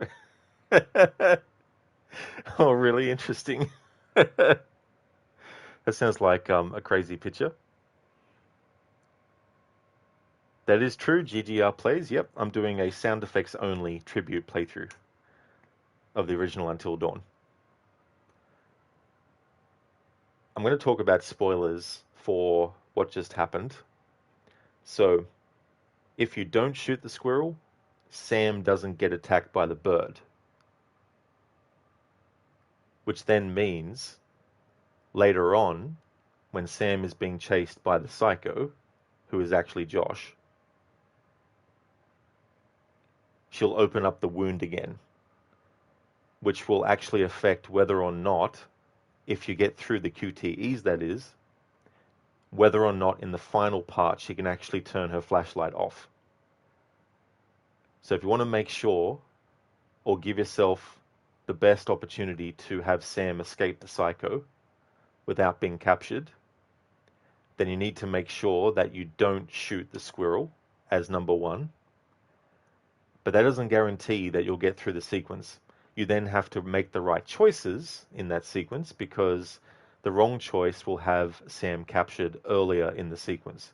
So if you want to make sure that she is able to escape from the psycho completely, don't shoot the squirrel, make the right choices, hit the QTEs, and then in the final part, it'll give the option to have her turn a flashlight off, which then means she won't be captured by the psycho. What it does is, if she gets captured by the psycho, it prevents you from accessing a certain area of the game for the rest of the playthrough. So if you want to make sure that you can get all the collectibles, then you need to make sure that Sam actually escapes the psycho so she can access the room that otherwise she doesn't get access to if she gets captured. So shooting the squirrel in this is something that you might think, how come Sam is the one that gets attacked by the bird? Shouldn't it be Chris? Well, that would make sense in terms of like someone's own actions, meaning that they suffer the consequence. The thing that this game tries to do is it tries to simulate real life where not every choice that someone makes is going to affect just them. Sometimes one person's choice can actually affect someone else and not them as well. You look at stories about a drunk driver who kills someone. The person who got killed, there was nothing that they did to cause the driver to get drunk. The driver chose to drink, then they chose to drive, and as a result of that, someone else ends up dying, not the person who was in the wrong, you know. So Sam being attacked instead falls in line with that concept of your actions don't always just affect you. They can also affect you and others, but sometimes they can only affect others as well. So that bird attacking, we didn't get that first time around in this playthrough, but I wanted to do it this time so we get the sounds. It's also a great example of how a very, very early choice later on can actually prevent you from getting to a certain room later on and all that kind of stuff as well. So it's not all just about immediate consequences based on immediate choices. Sometimes your choice won't have an effect that can actually fuck you over until much later in the game story. Oh, that's okay, GGR. There's no trouble at all. It's definitely one of those very kind of like unique playthroughs that not many people would do. But one of the things I love about horror games is just the use of sound and stuff as well. So this is actually the first time I'm doing a playthrough of any game where I've just got the sound effects on. So this time around, we shot the squirrel. Just make note of that.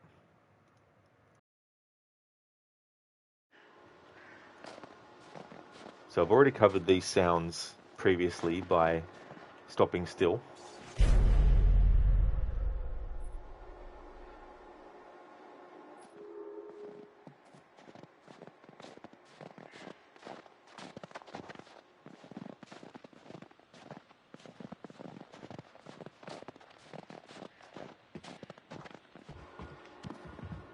Something I was also doing earlier in the playthrough is triggering sounds on purpose that are related to what a character's walking on, or even something simple as later on when Mike gets the book of matches, or the box of matches, moving his hand around to get the sound of the matches rolling around inside. So I've already done that kind of stuff. So this time around, I'm just focused on making different choices that then have different events happen which could have different sounds.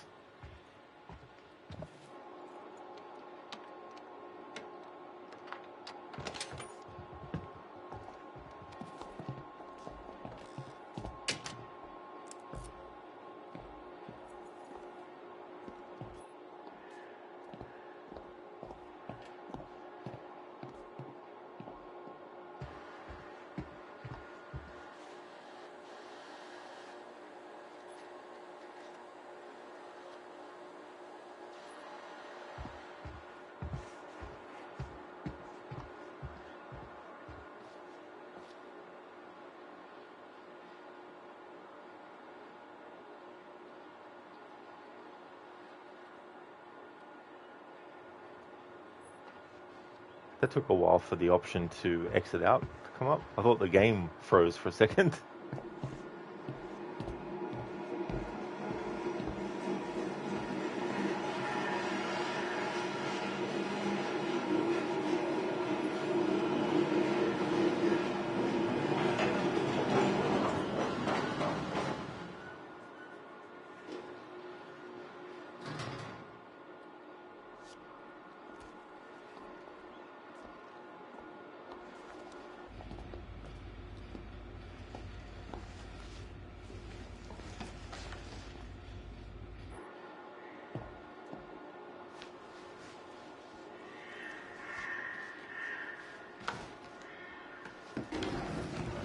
This game doesn't let you skip cutscenes. Otherwise, I'd skip the cutscenes that I know I've already covered.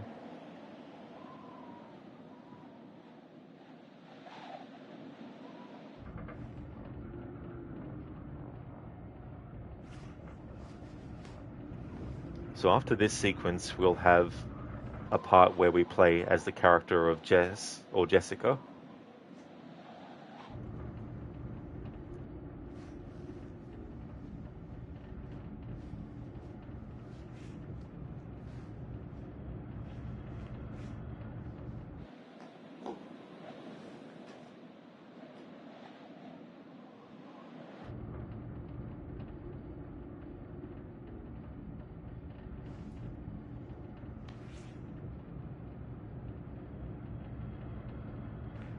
For those wondering what they're actually talking about, Chris is actually telling Sam a story about how he and Josh first met, and he's also talking about the concept of the butterfly effect, and how if certain events hadn't actually happened, that he wouldn't have met Josh, and that Sam right now could be speaking to someone different, or not even in this situation at all.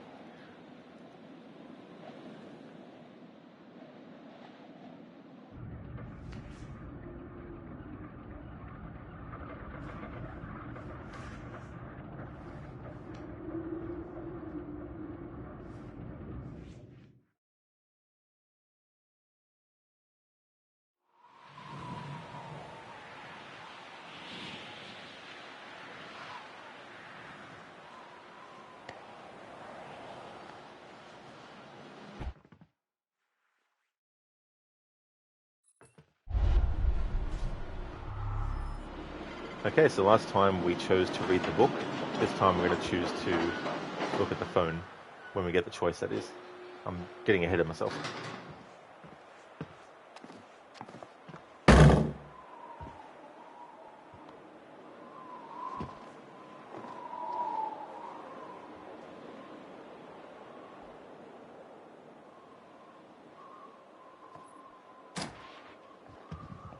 Although maybe Sam snooping and looking at Chris's phone means that we don't get the choice to do the phone or the book as Jess.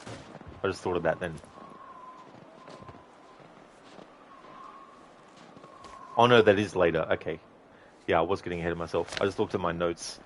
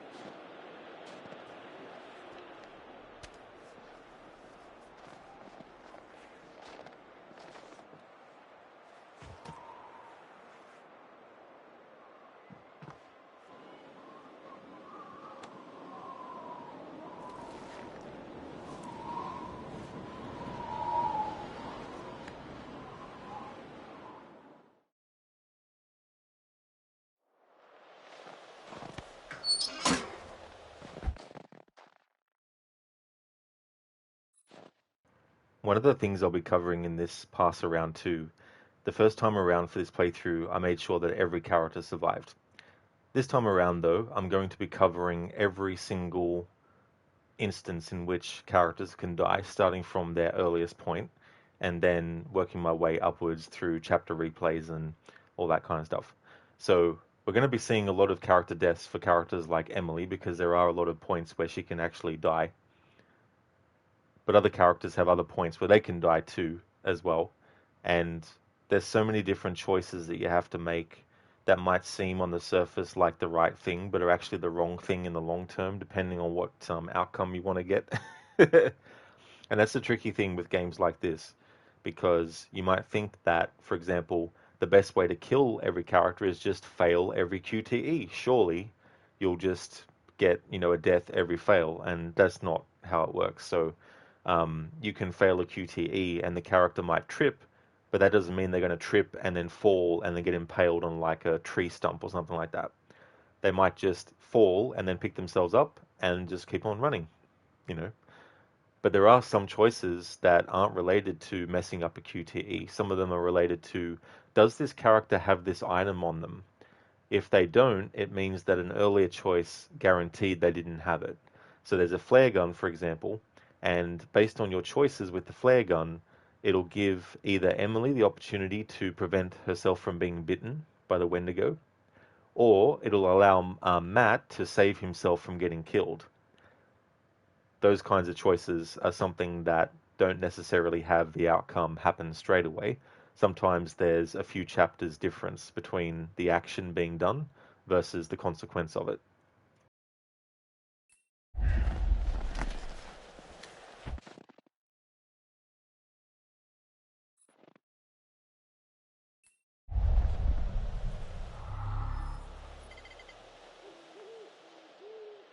So I've already covered the sounds by just standing still. So this time around we don't have to do that too much.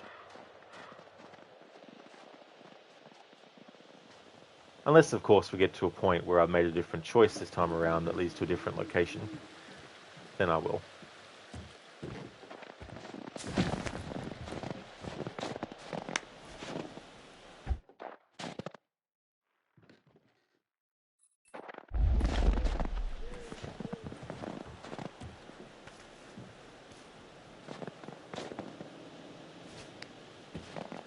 So last time, I made choices towards Mike that aren't antagonistic. But this time around, I'm going to choose other choices. It doesn't guarantee that there'll be different sounds, but nonetheless, I want to make sure I'm making different choices as well, just in case. Because you never know. There might be like a slight difference.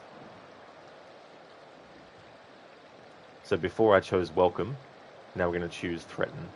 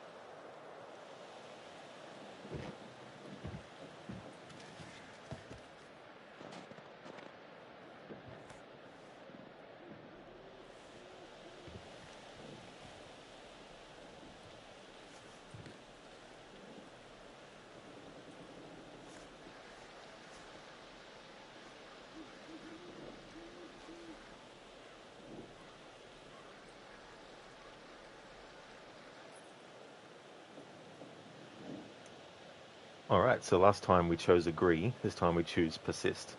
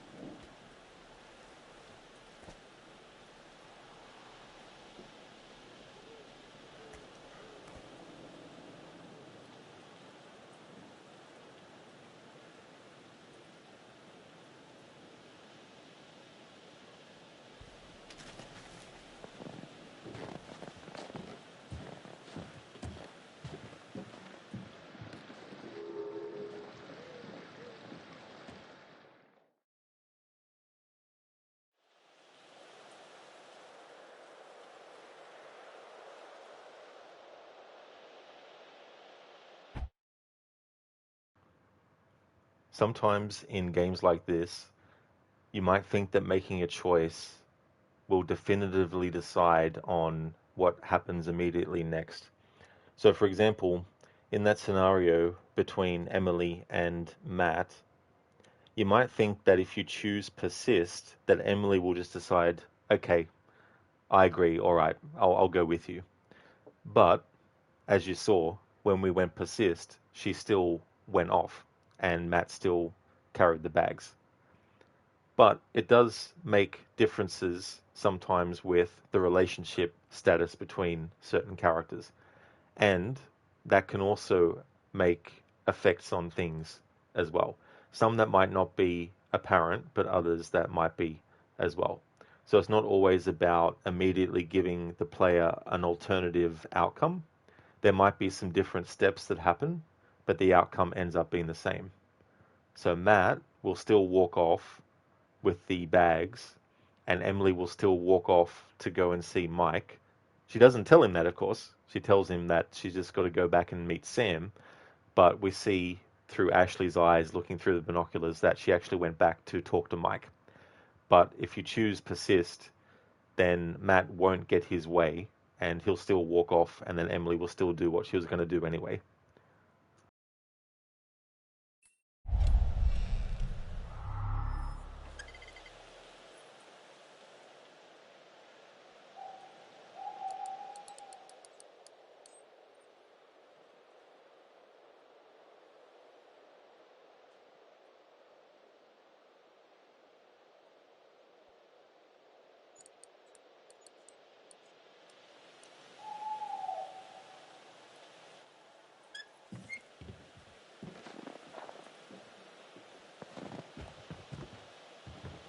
Last time, we chose mislead.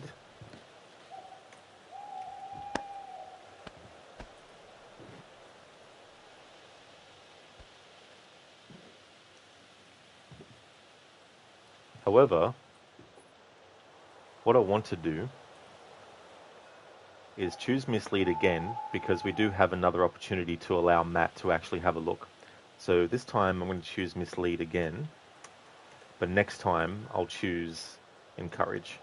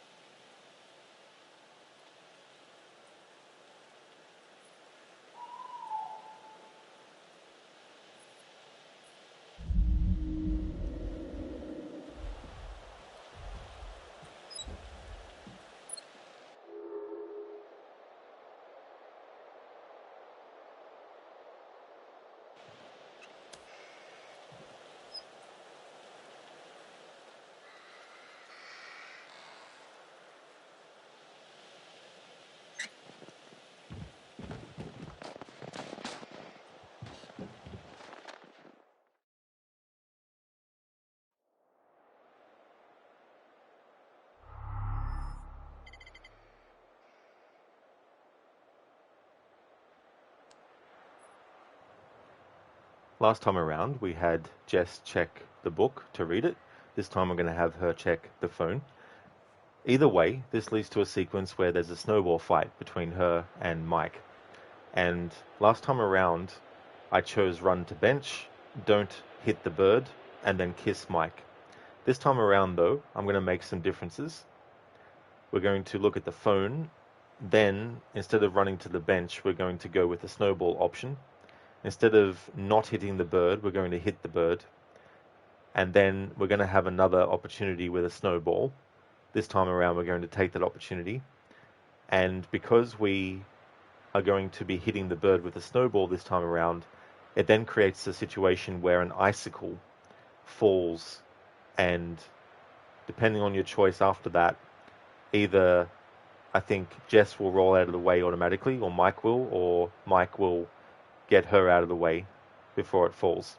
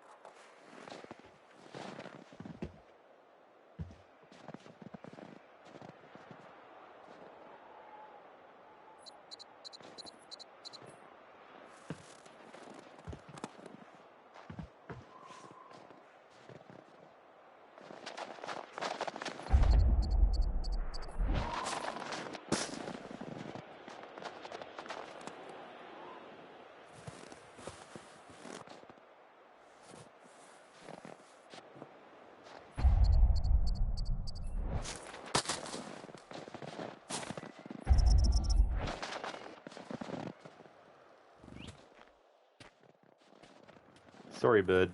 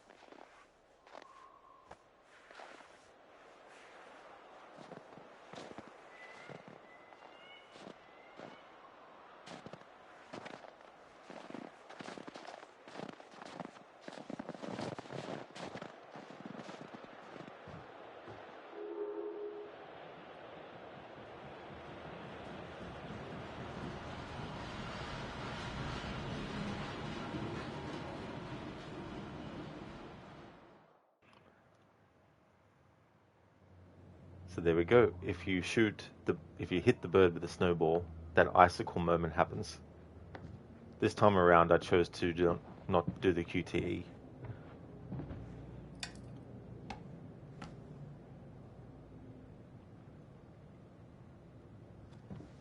Have another Dr. Hill section here, and I did take note of the choices I made last time, but there's only certain ones that have effects on what is shown in the game as a result, but none of them end up in a character dying.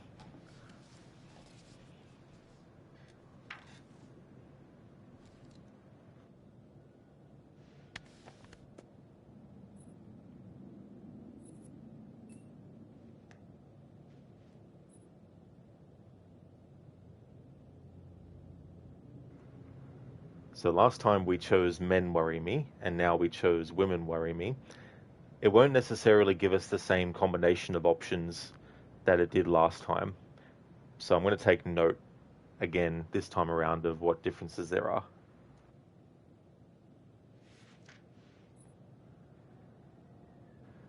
Okay, so before we were given the choice of whether planes scare or crowds. So this time we'll choose crowds.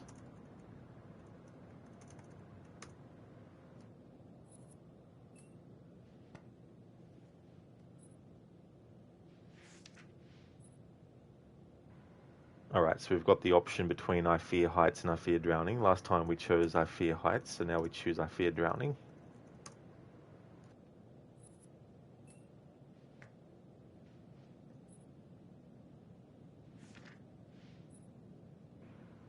Alright, so this time around we have snakes scare me or rats scare me. Last time we chose snakes, so we choose rats this time.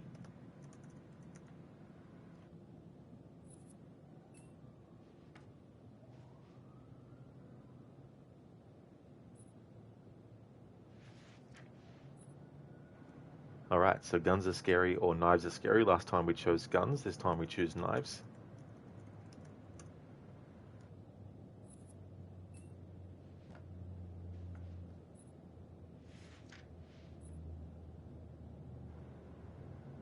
Okay, so last time, because we chose snakes scare me, and then we chose guns are scary,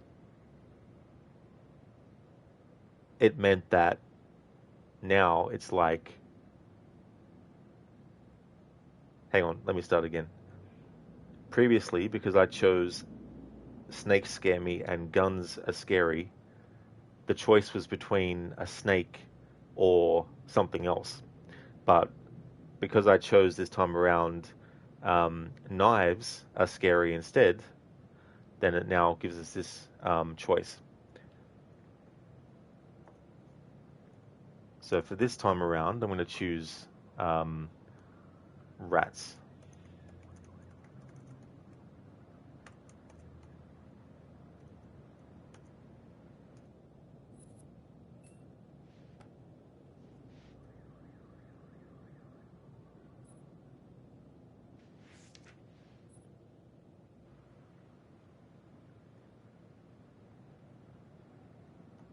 Okay, so last time we were offered the choice between clowns or scarecrows, and we chose clowns. So this time we choose scarecrow.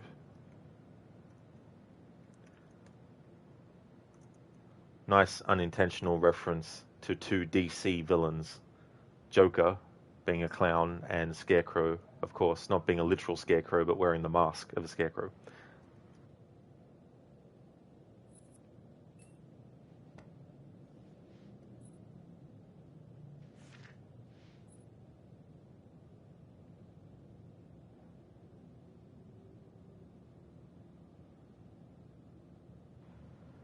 Okay, so last time we chose gore, disgusts me. Now we're going to choose crows are scary.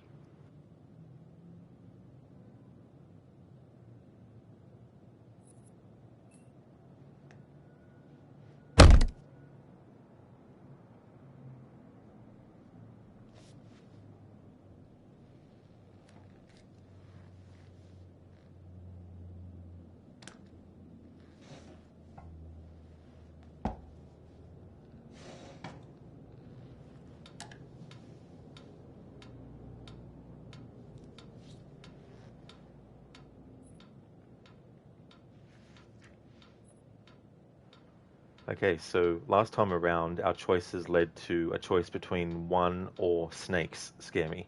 Now this time around, due to different choices, we now have the option of either rats or spiders. So we're going to go with rats again.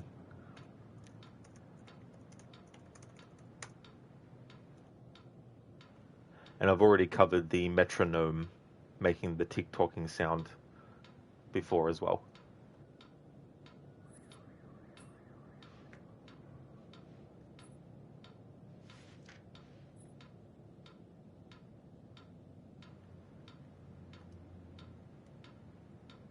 Okay, so previously we had an option of gore disgusts me again and something else, but this time we have crows are scary or I fear needles, so we're going to go crows are scary.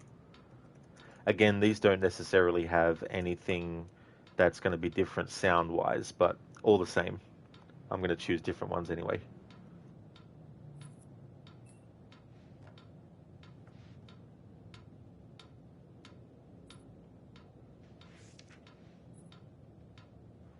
Okay, last time around we chose clowns scare me. This time around we don't have the option of clowns, so it's either I fear scarecrows or zombies scare me. So we're going to go with scarecrows.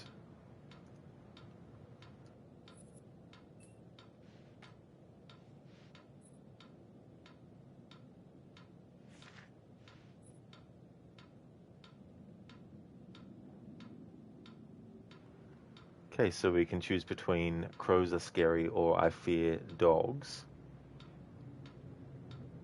Last time around, neither of these were an option. So this time we're going to go with crows are scary.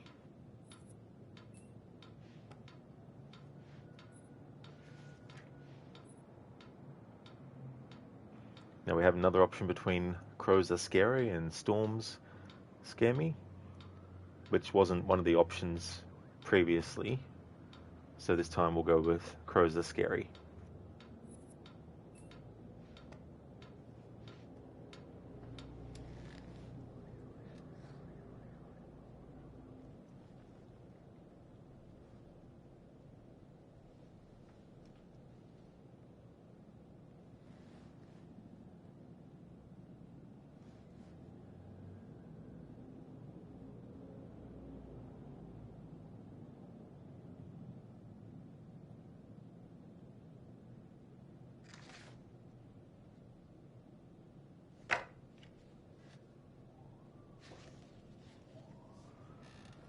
Alright, so we've already heard these sounds.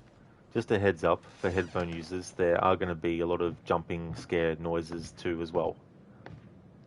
One's coming up in a moment.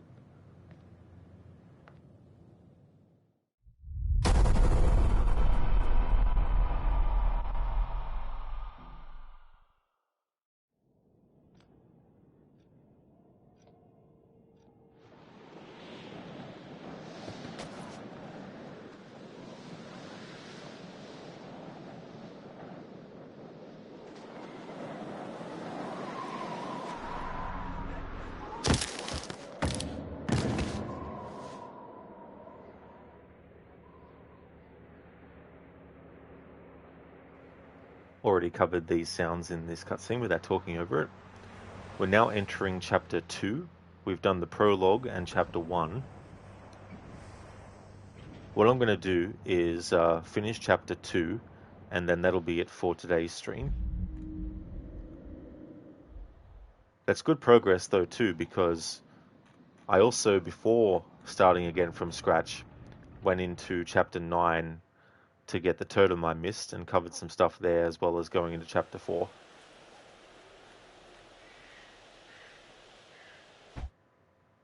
The last few days, the main game that I've had on the schedule has been delayed or even cancelled, because the early game, which previous to Until Dawn was Control, was meaning that the latest stream of the other game would get pushed back or even cancelled. And yesterday I was going to be doing a Ghost of Tsushima stream, but the Control stream went on for a long time. So today I want to make sure I actually get the later game in. So this game doesn't have the same kind of requirements that Control had. I was doing a music tribute playthrough for that game, and due to the nature of several different things, it meant taking more time. Whereas in this game, it's more easy to do blocks of stuff, and I don't have to worry about the streams of this going over the amount of time I'd like. So I'll be able to get to Ghost of Tsushima today. But I'll take a break, of course, before we get to that point too. But it'll probably take another hour, I think, to get past this chapter. Might even be shorter. So first time around as Chris, we chose the worry, confident, friendly, and protest and the disagree choices. So we're going to make different ones this time around.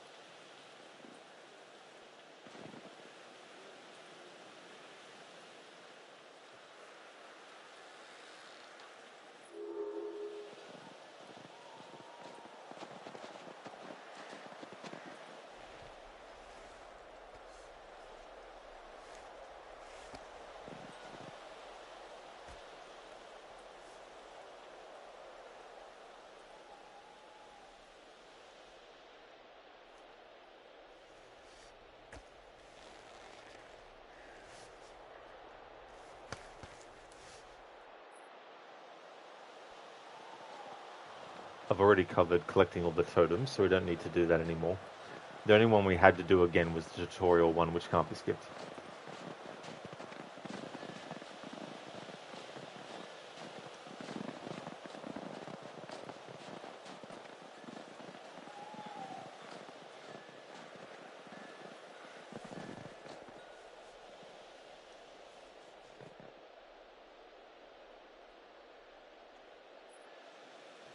Alright, so last time we chose protest, this time we're going to choose agree.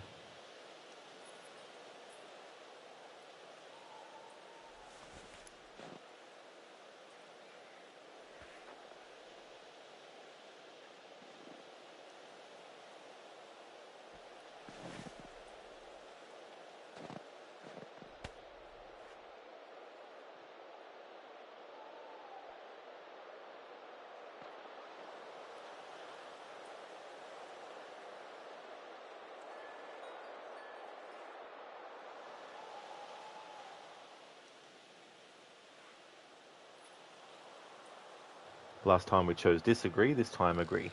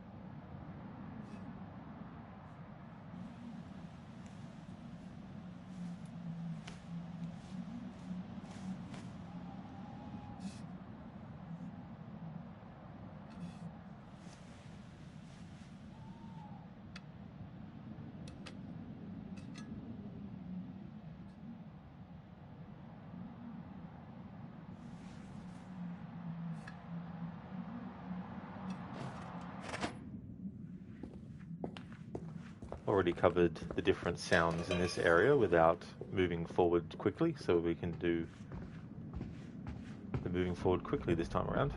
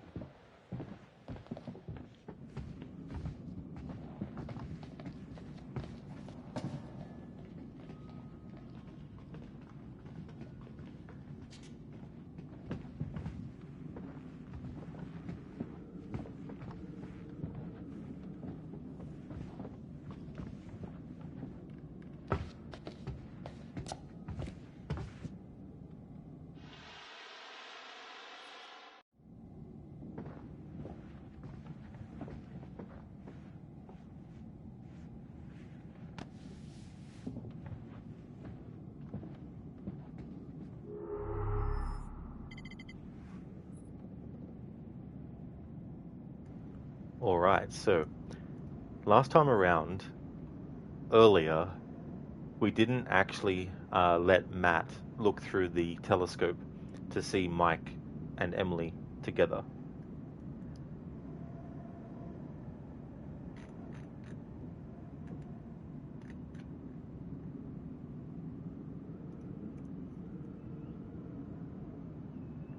So because of that, we now have these choices. So I'm going to first go with challenge, and then another time around I can choose warn.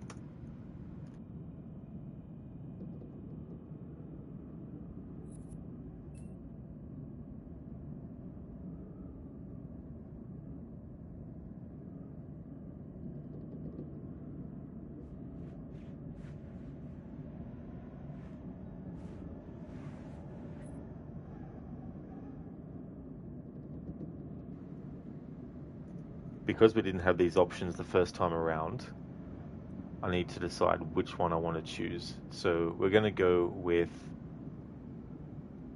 apologize, only because I'll be doing this again with the choice of having Matt see Mike and Emily through the telescope. So this time around we'll go apologize.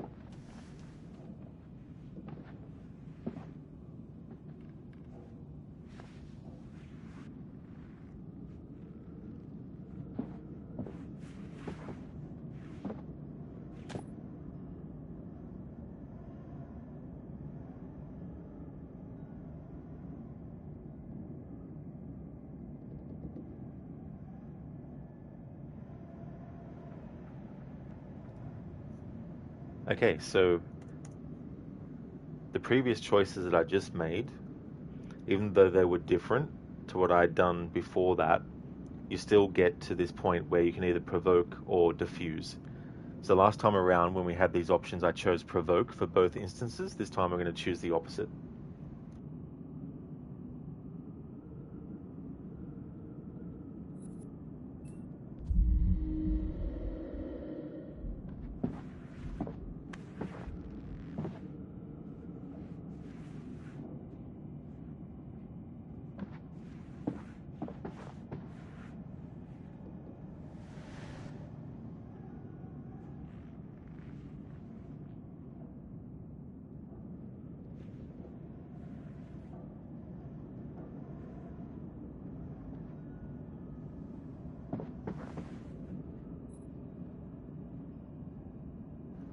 just want to take an opportunity to talk about the story for those who haven't played this game or the remake, even though the remake adds some differences too as well, story-wise. But if you haven't played either of them, basically there was a party that they had, and the character of Josh, his twin sisters, Hannah and Beth, they ended up dying. And so a year later, they have a get together again to kind of like honor Hannah and Beth. A year before, Mike and Emily were an item, but now Mike and Jess are an item, and so of course Emily and Jess are having a argument, fighting against each other, based on that. So that's what this scene is all about.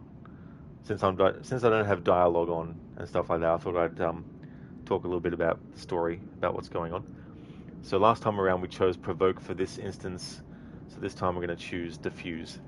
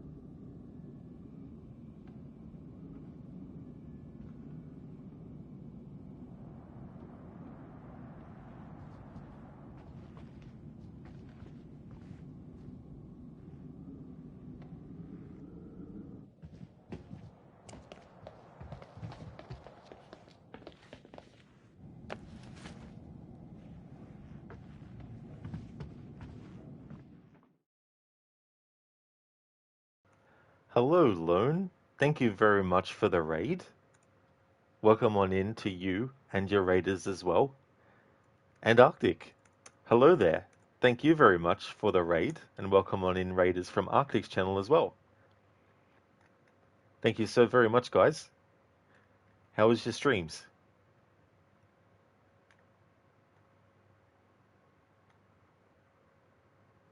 Lone, thank you very, very much for the 55 stream streak. Thank you for that. Appreciate it. Hello there, Duck Allen. Welcome. Indeed, Lone. Double raid. Thank you so much, guys. For those who didn't come in with the raids, would definitely like to recommend people check out Lone Star 82, who's been playing some PUBG Battlegrounds, and he was playing with Arctic Smash, another streamer I definitely would like to recommend, who was also doing some PUBG Battlegrounds. Stream was amazing, Arctic. Very, very nice. That is awesome. Lone, streams were awesome. That's great, dude. Glad to hear that you both had a great stream. That's really good. I'm doing well, thank you, Arctic. Doing more of my sound effects only playthrough. I took a break from it.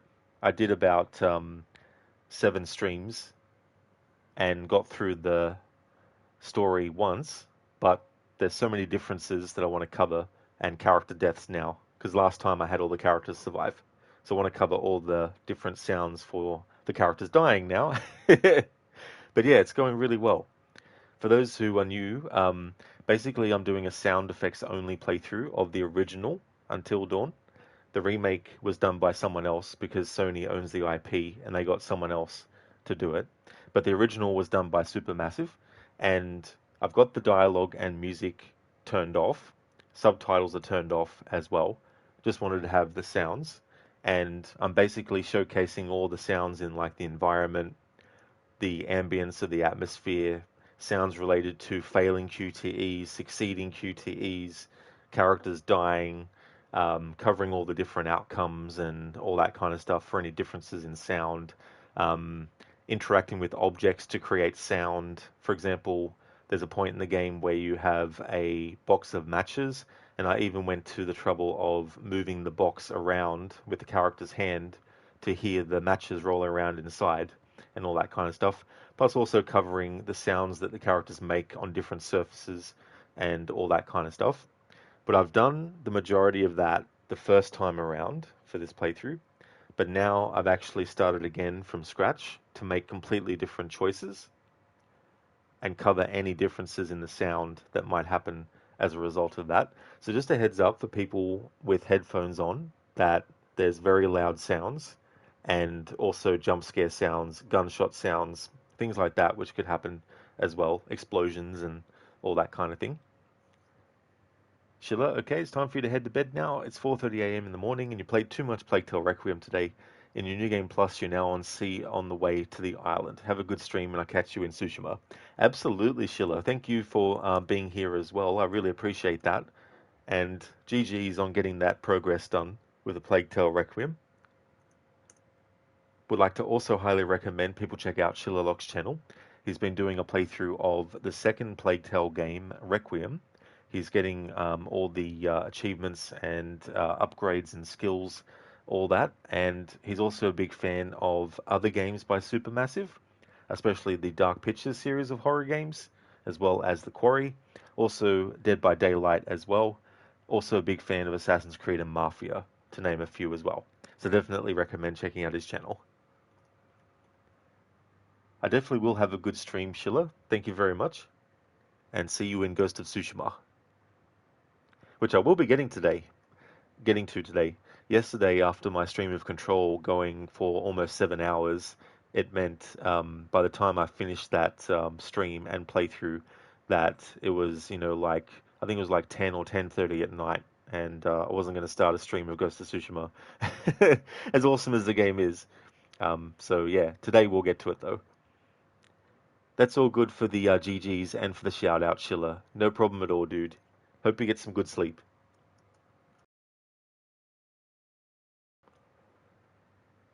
Next up, we have the scenario where we're playing as the character of Mike.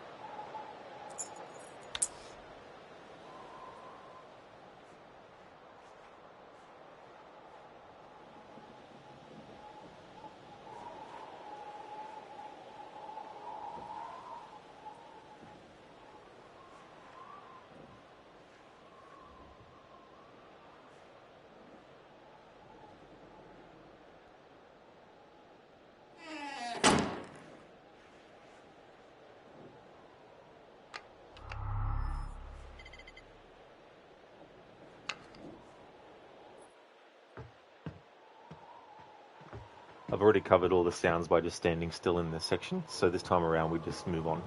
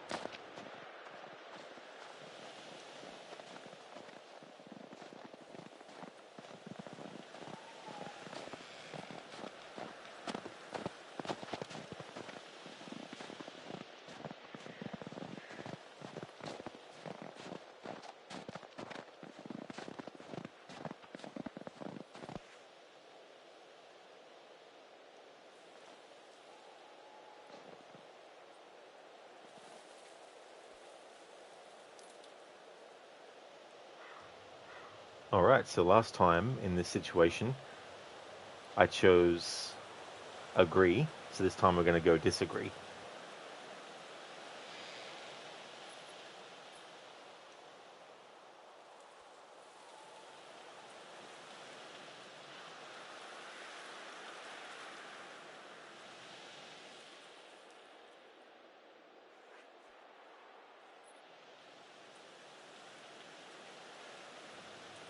Alright, so because we chose agree last time, these two options didn't pop up. But now that we've chosen disagree this time around, these two options have shown up. So because I haven't covered either of these yet, what I'm going to do this time around is cover the defend one.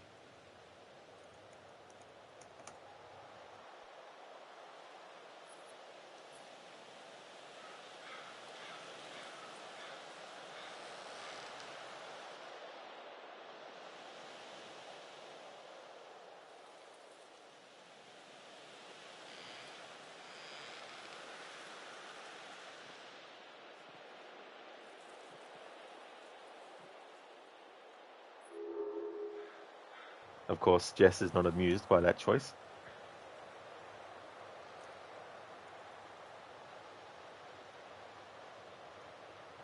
Lone, how do you remember what you did last time?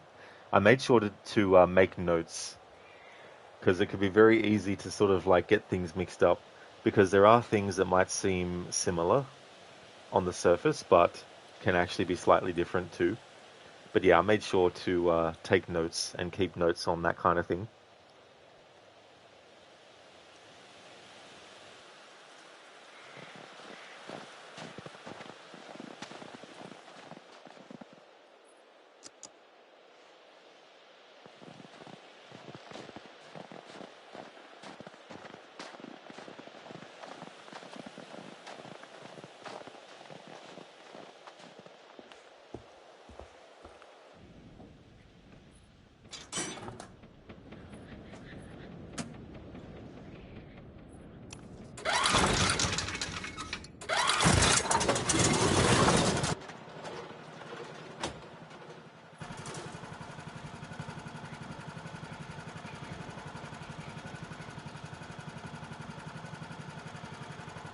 Okay, just want to give a heads up that there might be a potential jump scare sound that is loud.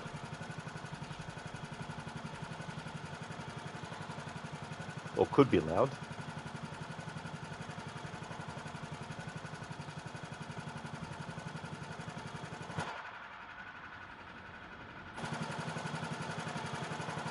Sometimes they don't tie every single sound effect to the sound effect track. Sometimes it might be tied to the dialogue or the music track.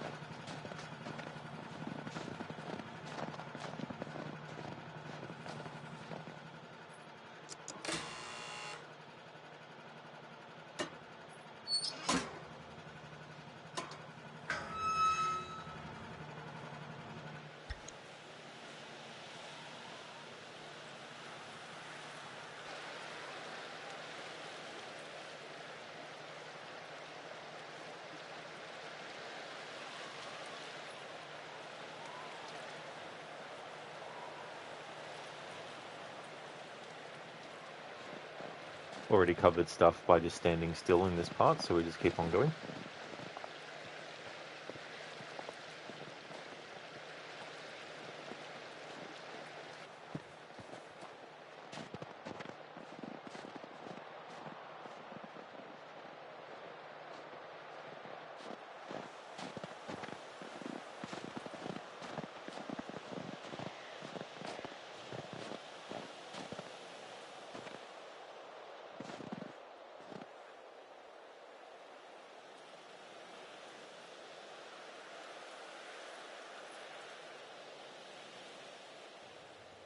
So last time around, we chose to be respectful. This time we'll choose ask.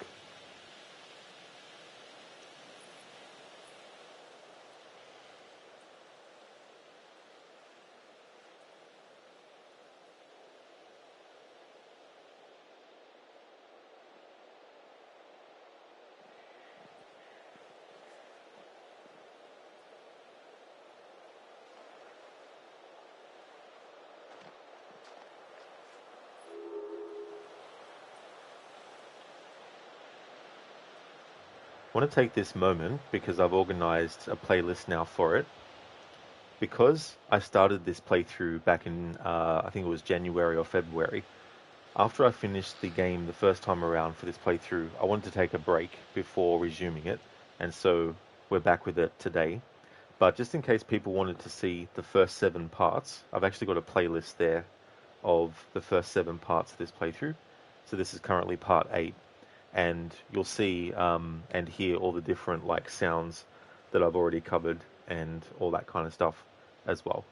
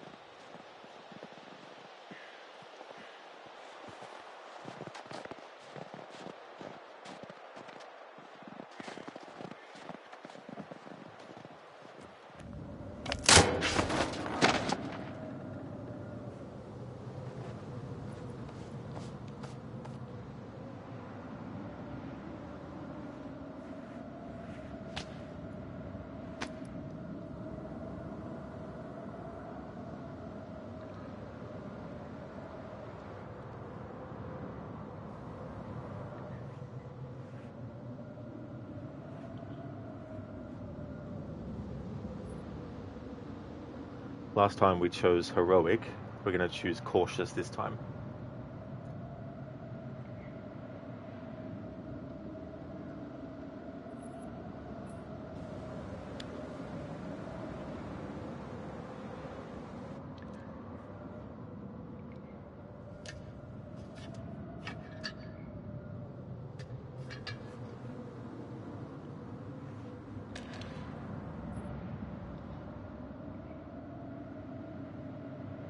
So last time when we chose heroic, we didn't get this choice between insist or helpful. So now that I've chosen cautious before this choice, we now get this choice, insist or helpful. So what I'm going to do this time around is choose insist.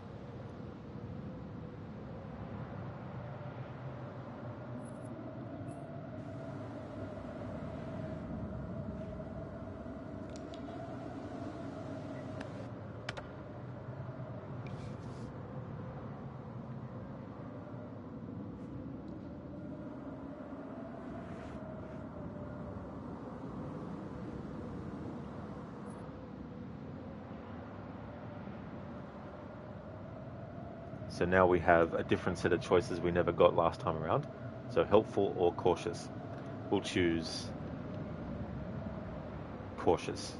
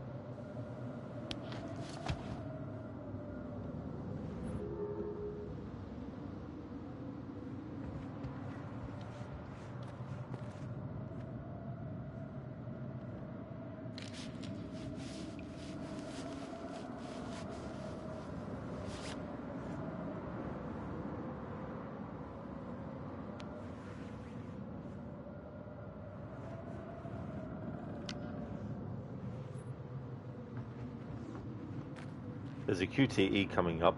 Last time around I did it. This time around we're going to fail it.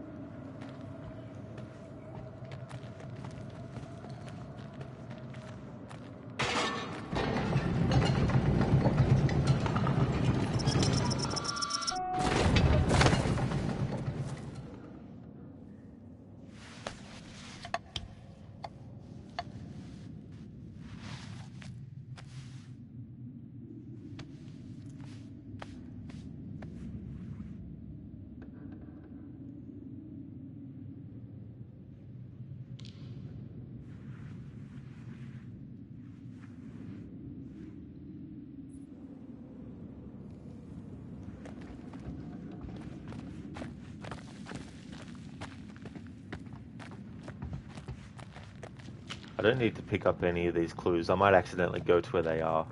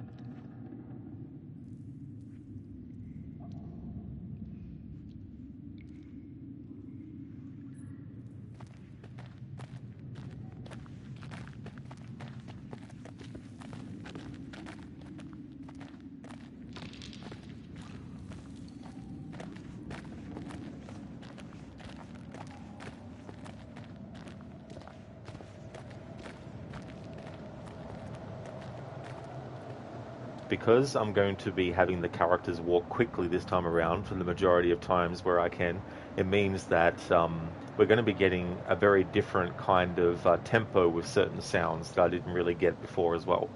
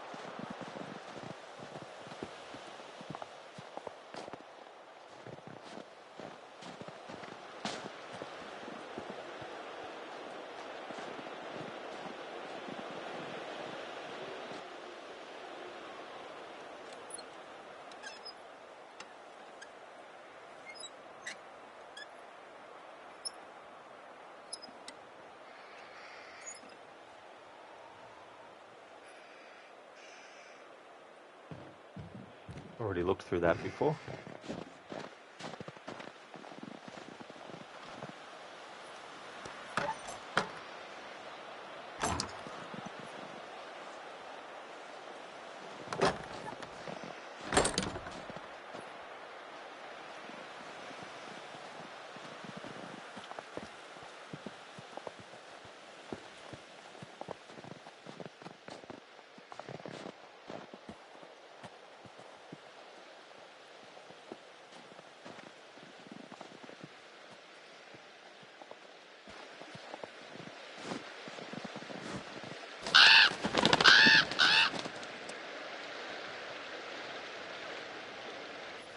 Last time we chose witty, this time we're going to choose annoyed.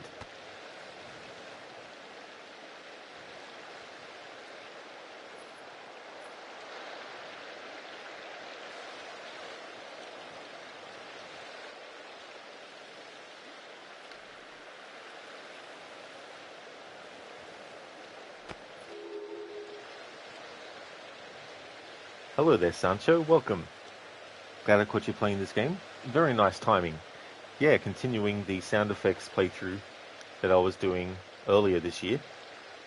Took a break after I finished the game for the first pass through for this playthrough and wanted to take a break before coming back with more, and then I only had a couple of things to collect that I missed to cover sounds related to that, and then started again from scratch. So making different choices now, and going to be covering the characters dying because the first time around I made sure they all lived. I hope things are going well.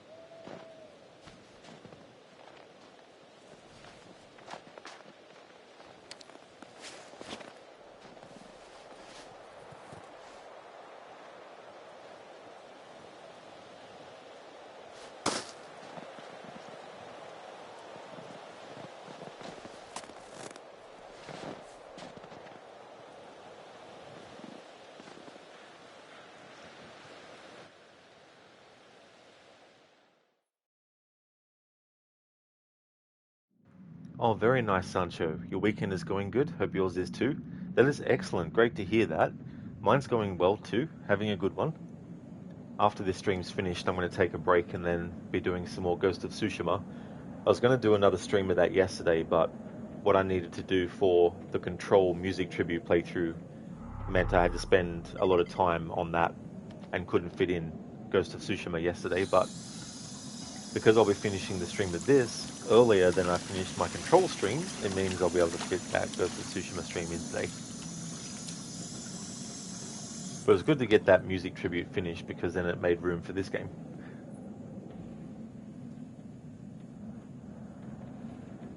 I want to try this year to keep the rotation of games going through as quickly as possible, and also including some playthroughs of games that I've never played before as well. It's a bit of a juggling and shifting around act with certain things. I've already covered all the sounds in this part by just standing still and all that kind of stuff, so we'll just keep going.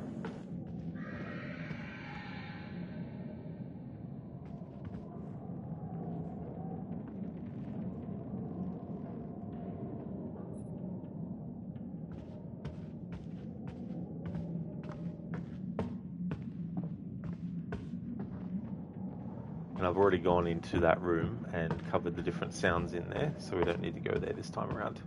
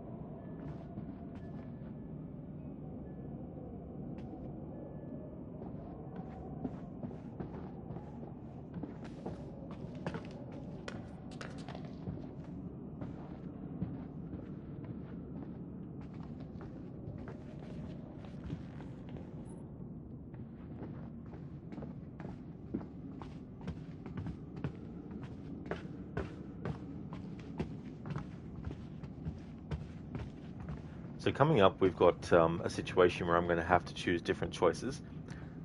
We've also got a situation where there's a QTE that can come up. Last time around, I succeeded at the QTE. This time around, we're going to fail it. Also, there's a choice with a baseball bat as well. And last time around, we chose to interact with it. And we also chose a certain dialogue choice after that interaction.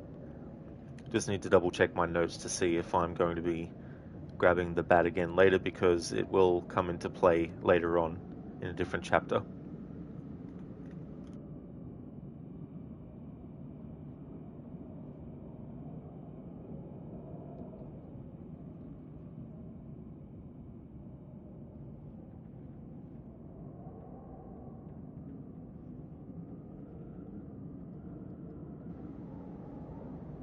Alright, so yeah, in chapter 5, your choice with the baseball bat comes into effect.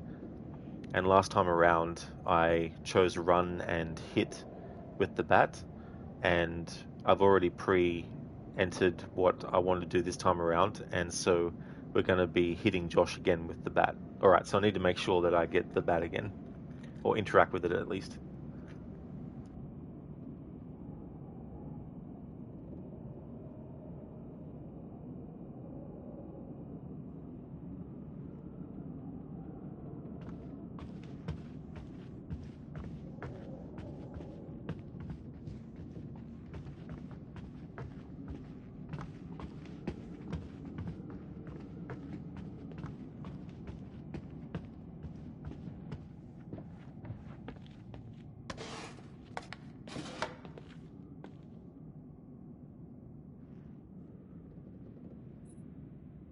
Last time we chose flattering, this time we choose mocking.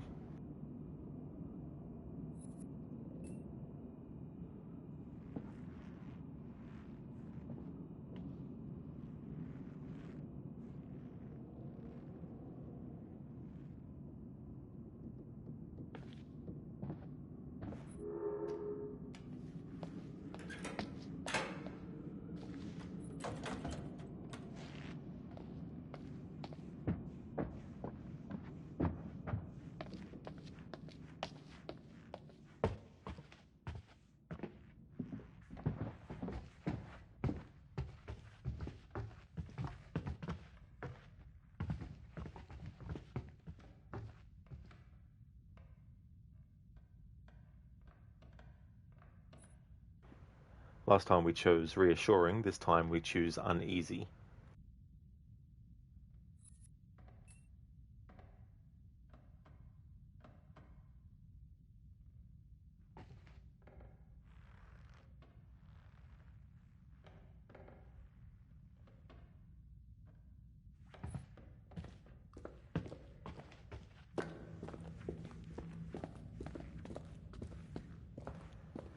This chip on the step there, that comes into play later. There's a QTE, and last time around I got it. This time around we'll fail it.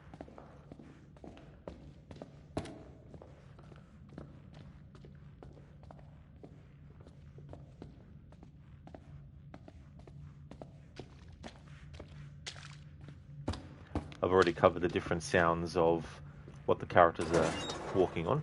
I don't need to do that again.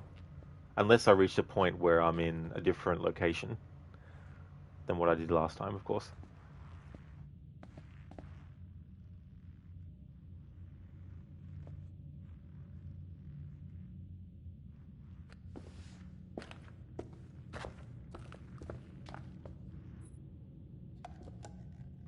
Okay, so we get the choice to interact with the baseball bat at all or not. I'm going to interact with the bat again this time.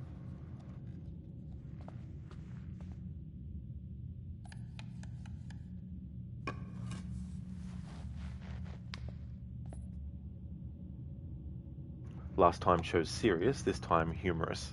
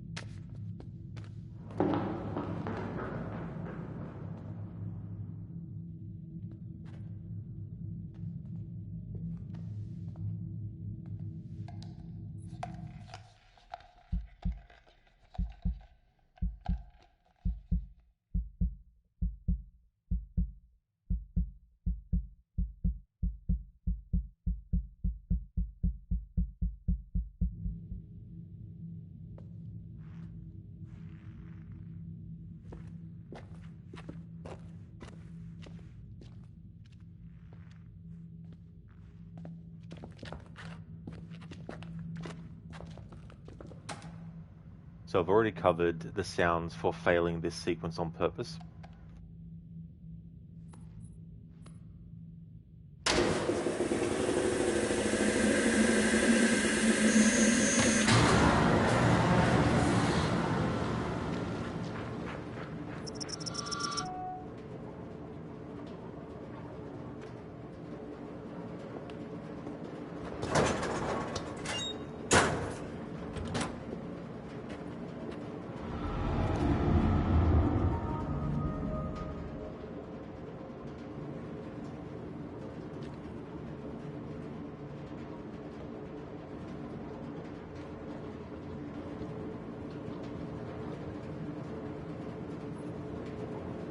Last time around, when the QTE popped up to do the high five, we got it. This time around, failed it. Last time, we chose prank. This time, we're going to choose protest.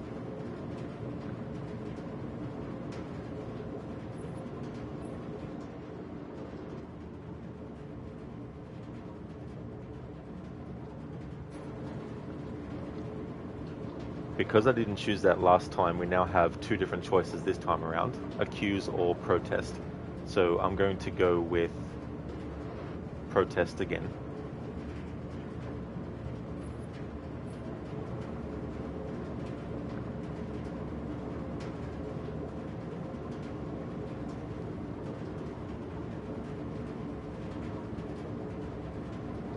For those who've never played this game before, There are some choices where you don't have to choose straight away. You can take as long as you want to choose.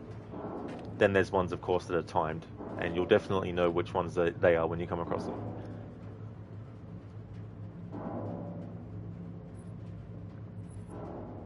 Last time chose heroic, this time choose concerned.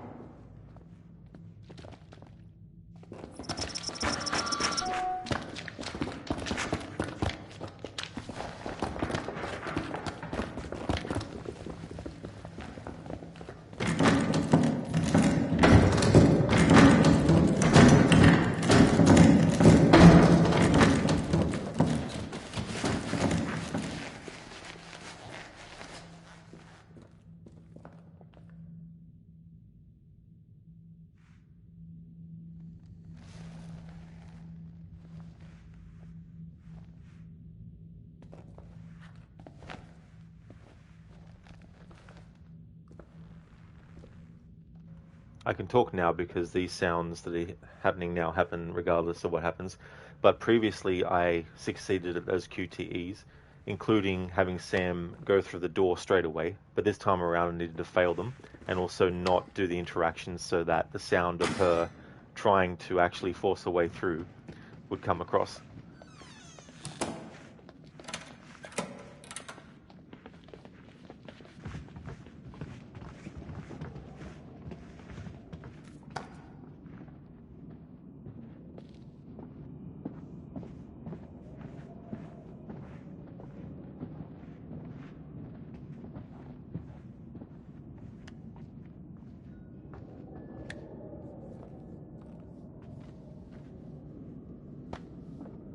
It's so ironic. In that moment just now, Ashley basically says to Chris, I wish you'd take a vow of silence. And Chris on purpose mouths words without saying anything. But the irony in this sound effects only playthrough where I've got the dialogue turned off for the whole for the whole playthrough.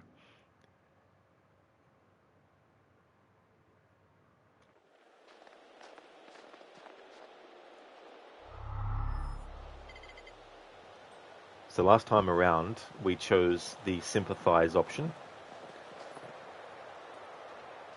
I'm going to choose the opposite when we get to that point. We're almost through chapter 2.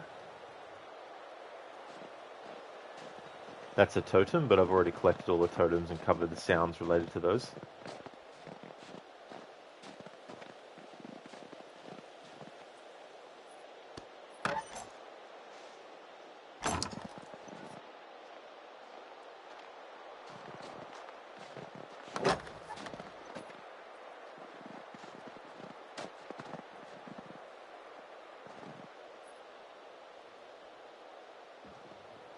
Okay, so because we chose some different dialogue choices earlier in regards to the fight that Jess and Emily had, it means that we've got some choices here that I didn't have last time around.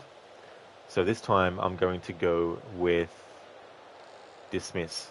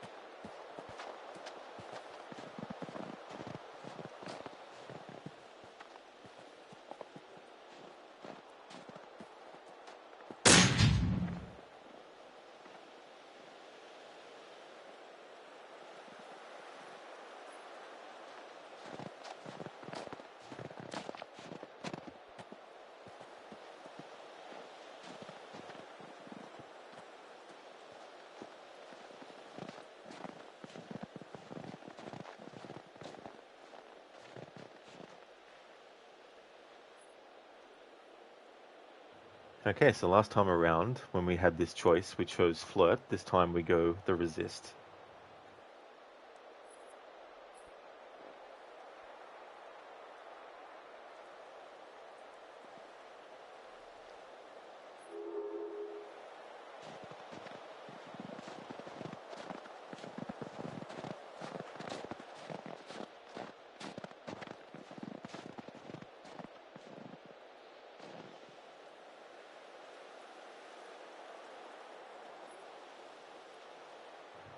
Last time we chose boast. This time negotiate.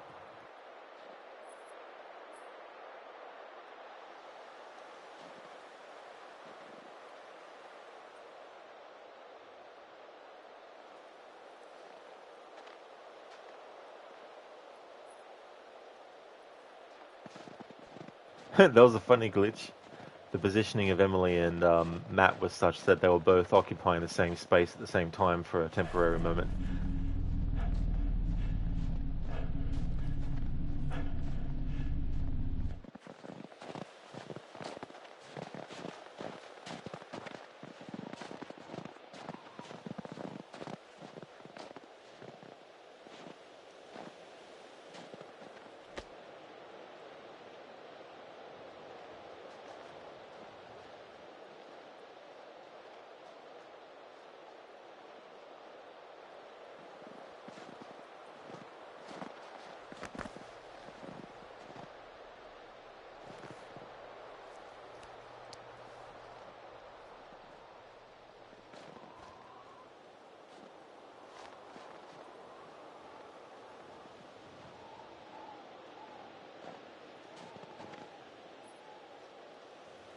Okay, so there's a bench here that I didn't interact with last time, so there'll be some sounds that I haven't covered yet.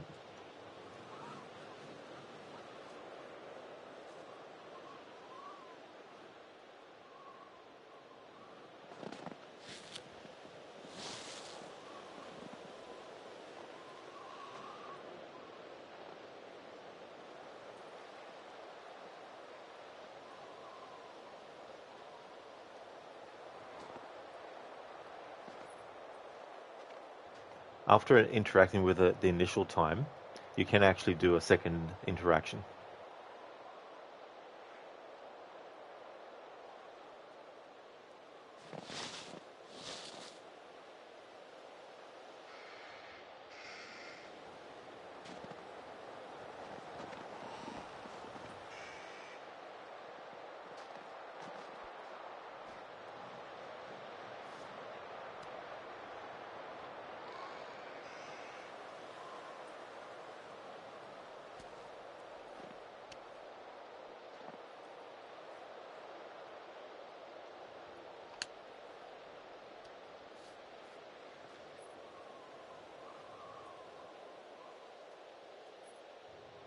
Alright, so interacting with this,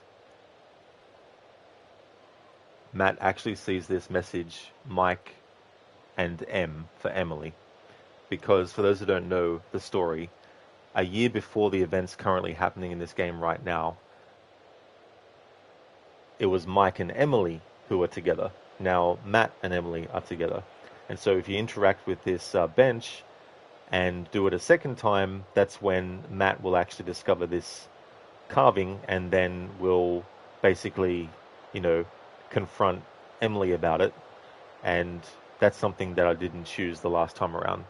So there was a couple of moments where he was wiping away the snow off the bench that we've now covered the sounds of.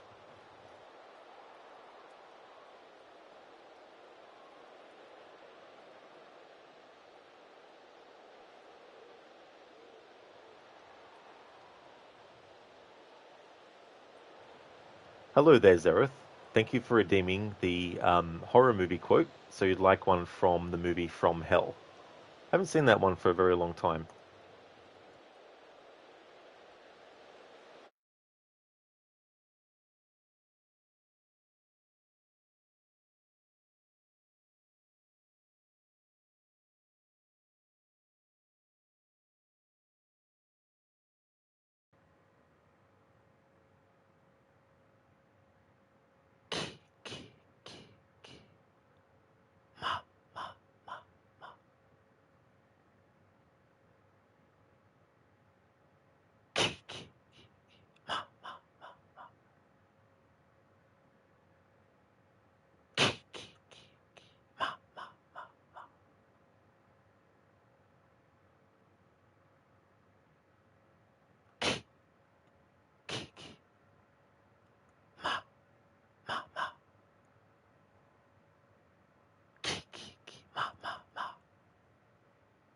Thank you for redeeming that. Kiki Mama Mazereth.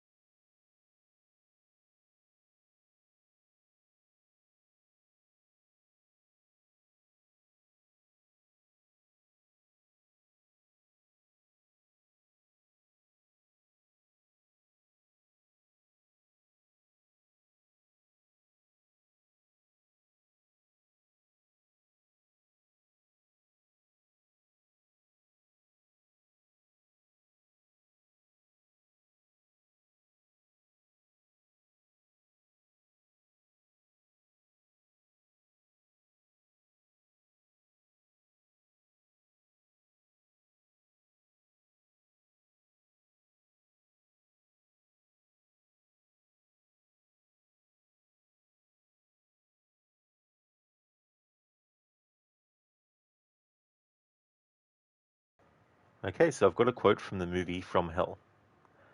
Why have you called me here, Ned Lee? It's just, you say only 3 more have to be killed. I don't know if I can do it anymore. It's all in the papers. I'm just a simple chap, sir. I'm not a great man like you. I just don't know where I am anymore. There, Ned Lee. I shall tell you where we are. We're in the darkest region of the human brain, a radiant abyss where men go to find themselves. I don't understand, sir. Hell, Ned Lee. We are in hell. Haven't seen that movie for a very long time. Only saw it once. Um, but yeah, that was a scene between Jack the Ripper and the character of Netley the Coachman. Thanks for redeeming that, Zereth.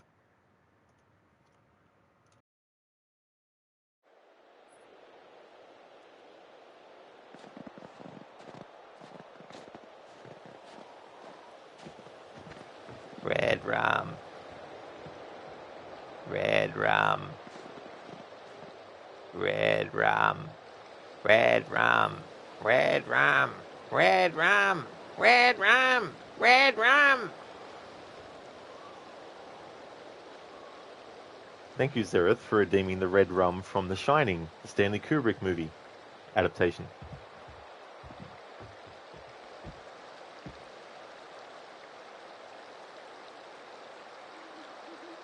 Zereth Kikiki Mamamanan. Could definitely add a lot of gibberish to that one. Okay, so last time in this section, we chose flirt, so this time we choose impatient.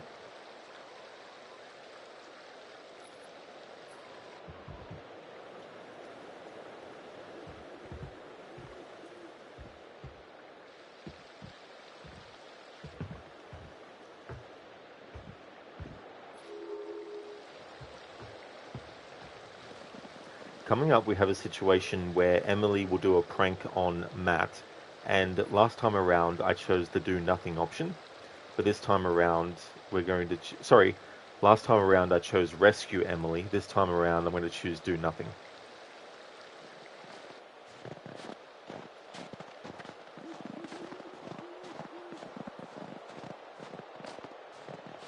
Zereth, where is all the rum gone? It's not gone, it's red. That's true, it's become red rum.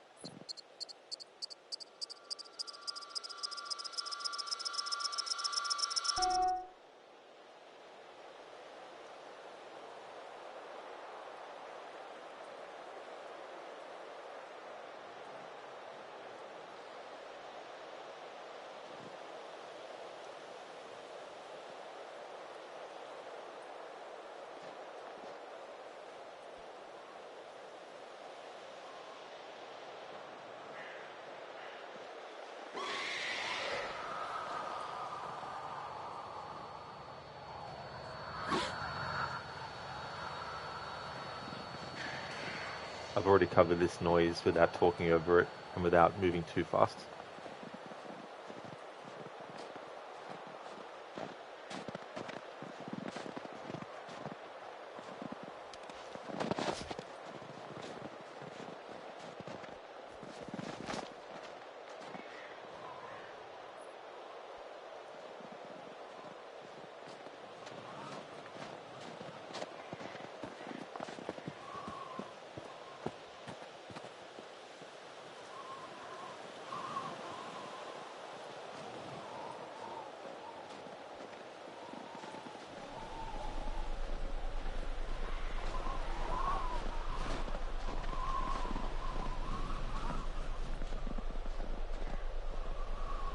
And I've already covered the sounds without moving too far ahead too soon in this section as well, so we just do it quickly now.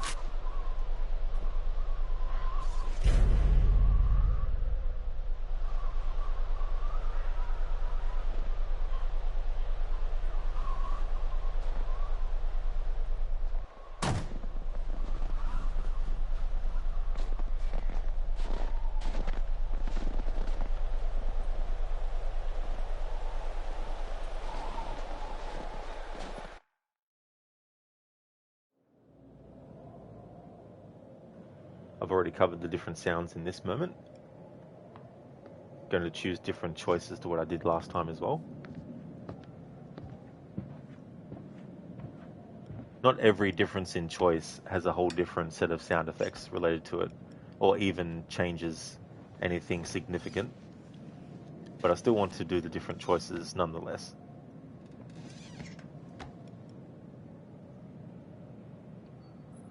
So last time we chose yes I do, now no I don't.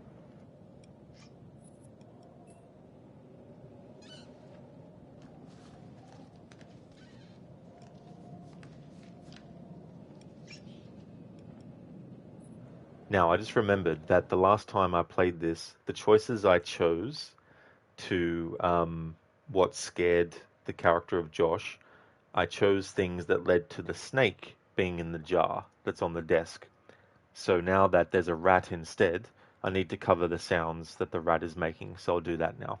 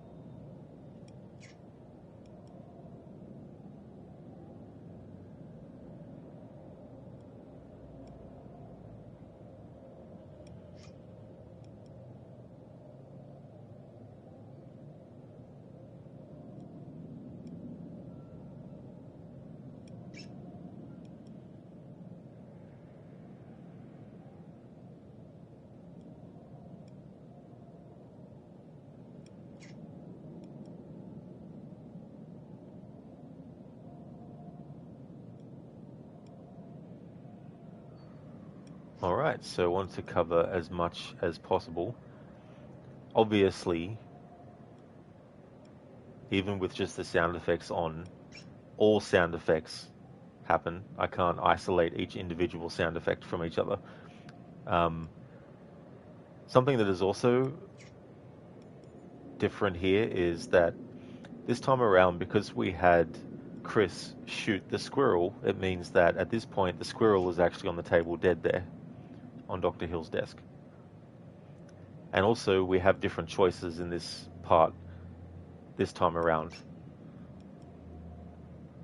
So for this, I'm going to choose sympathy.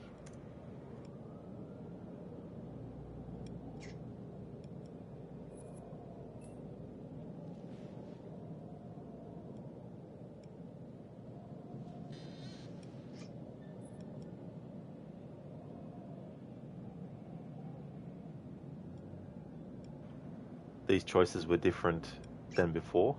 We're going to go with no, I don't.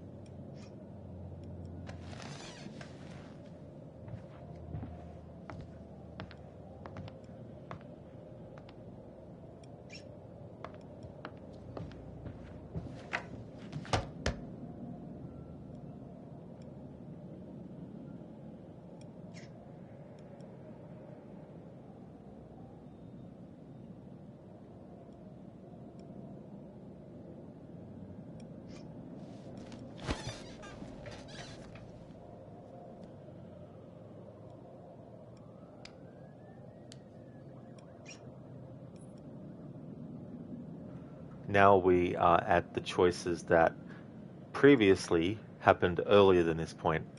Because of different choices I've made, other dialogue choices at this point were given. Now it's gotten to the I value loyalty or I value dishonesty. I value honesty. So last time around we chose loyalty, this time honesty.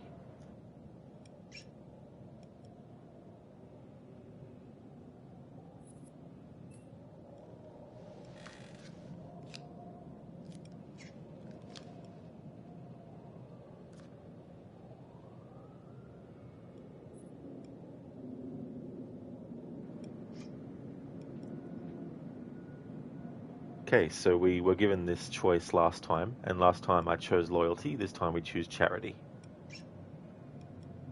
Actually, no, sorry.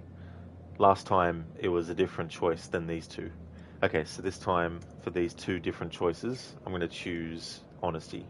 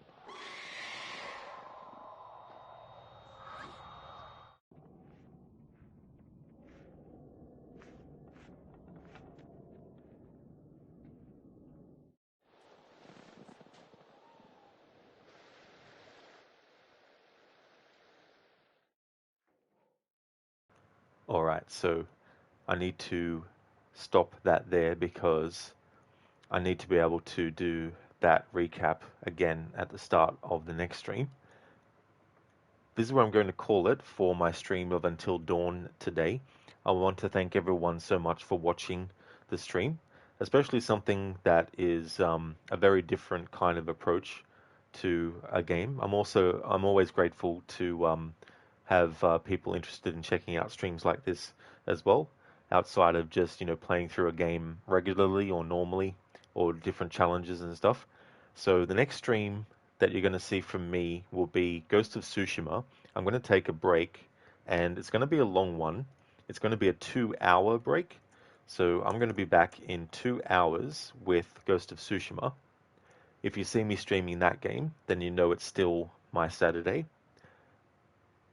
The next stream of Until Dawn is going to be Sunday, and we're going to continue on with the playthrough. Before I end the stream and go on my break, I'd just like to give some shout outs to some streamers that I'd like to recommend. Absolutely not Fry. See you soon for sure. Thank you, Zereth, for putting the command in for what time it is for me. So yeah, almost 2:30 in the afternoon, and so I'll be back around 4:30.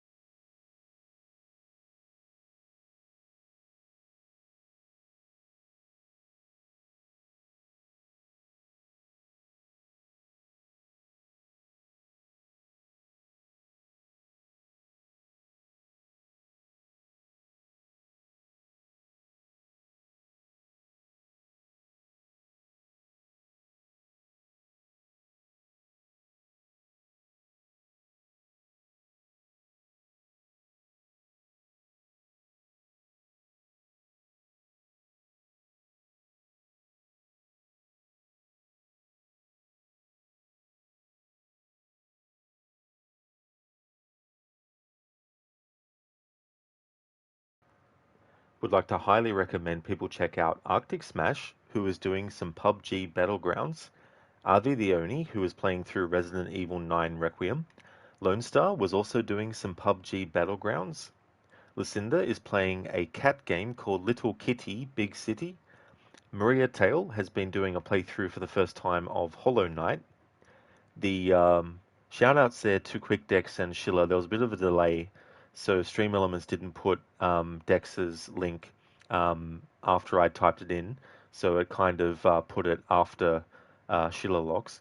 But Quick Dex has been doing a playthrough of Fortnite, so I'll just put a command for Dex separate again, so it's not mixed in with the text for the other shout out. And would also like to highly recommend people check out Shillerlock's channel as well. Oh, sorry, QuickDex was doing some Fortnite. Shillerlock has been doing a Plague Tale Requiem. And Soul Tripper has been doing Warframe. So definitely recommend checking out those streams if you haven't before. Thank you once again, everyone, for watching the stream. I really appreciate it. I'll be back in 2 hours' time with my stream of Ghost of Tsushima.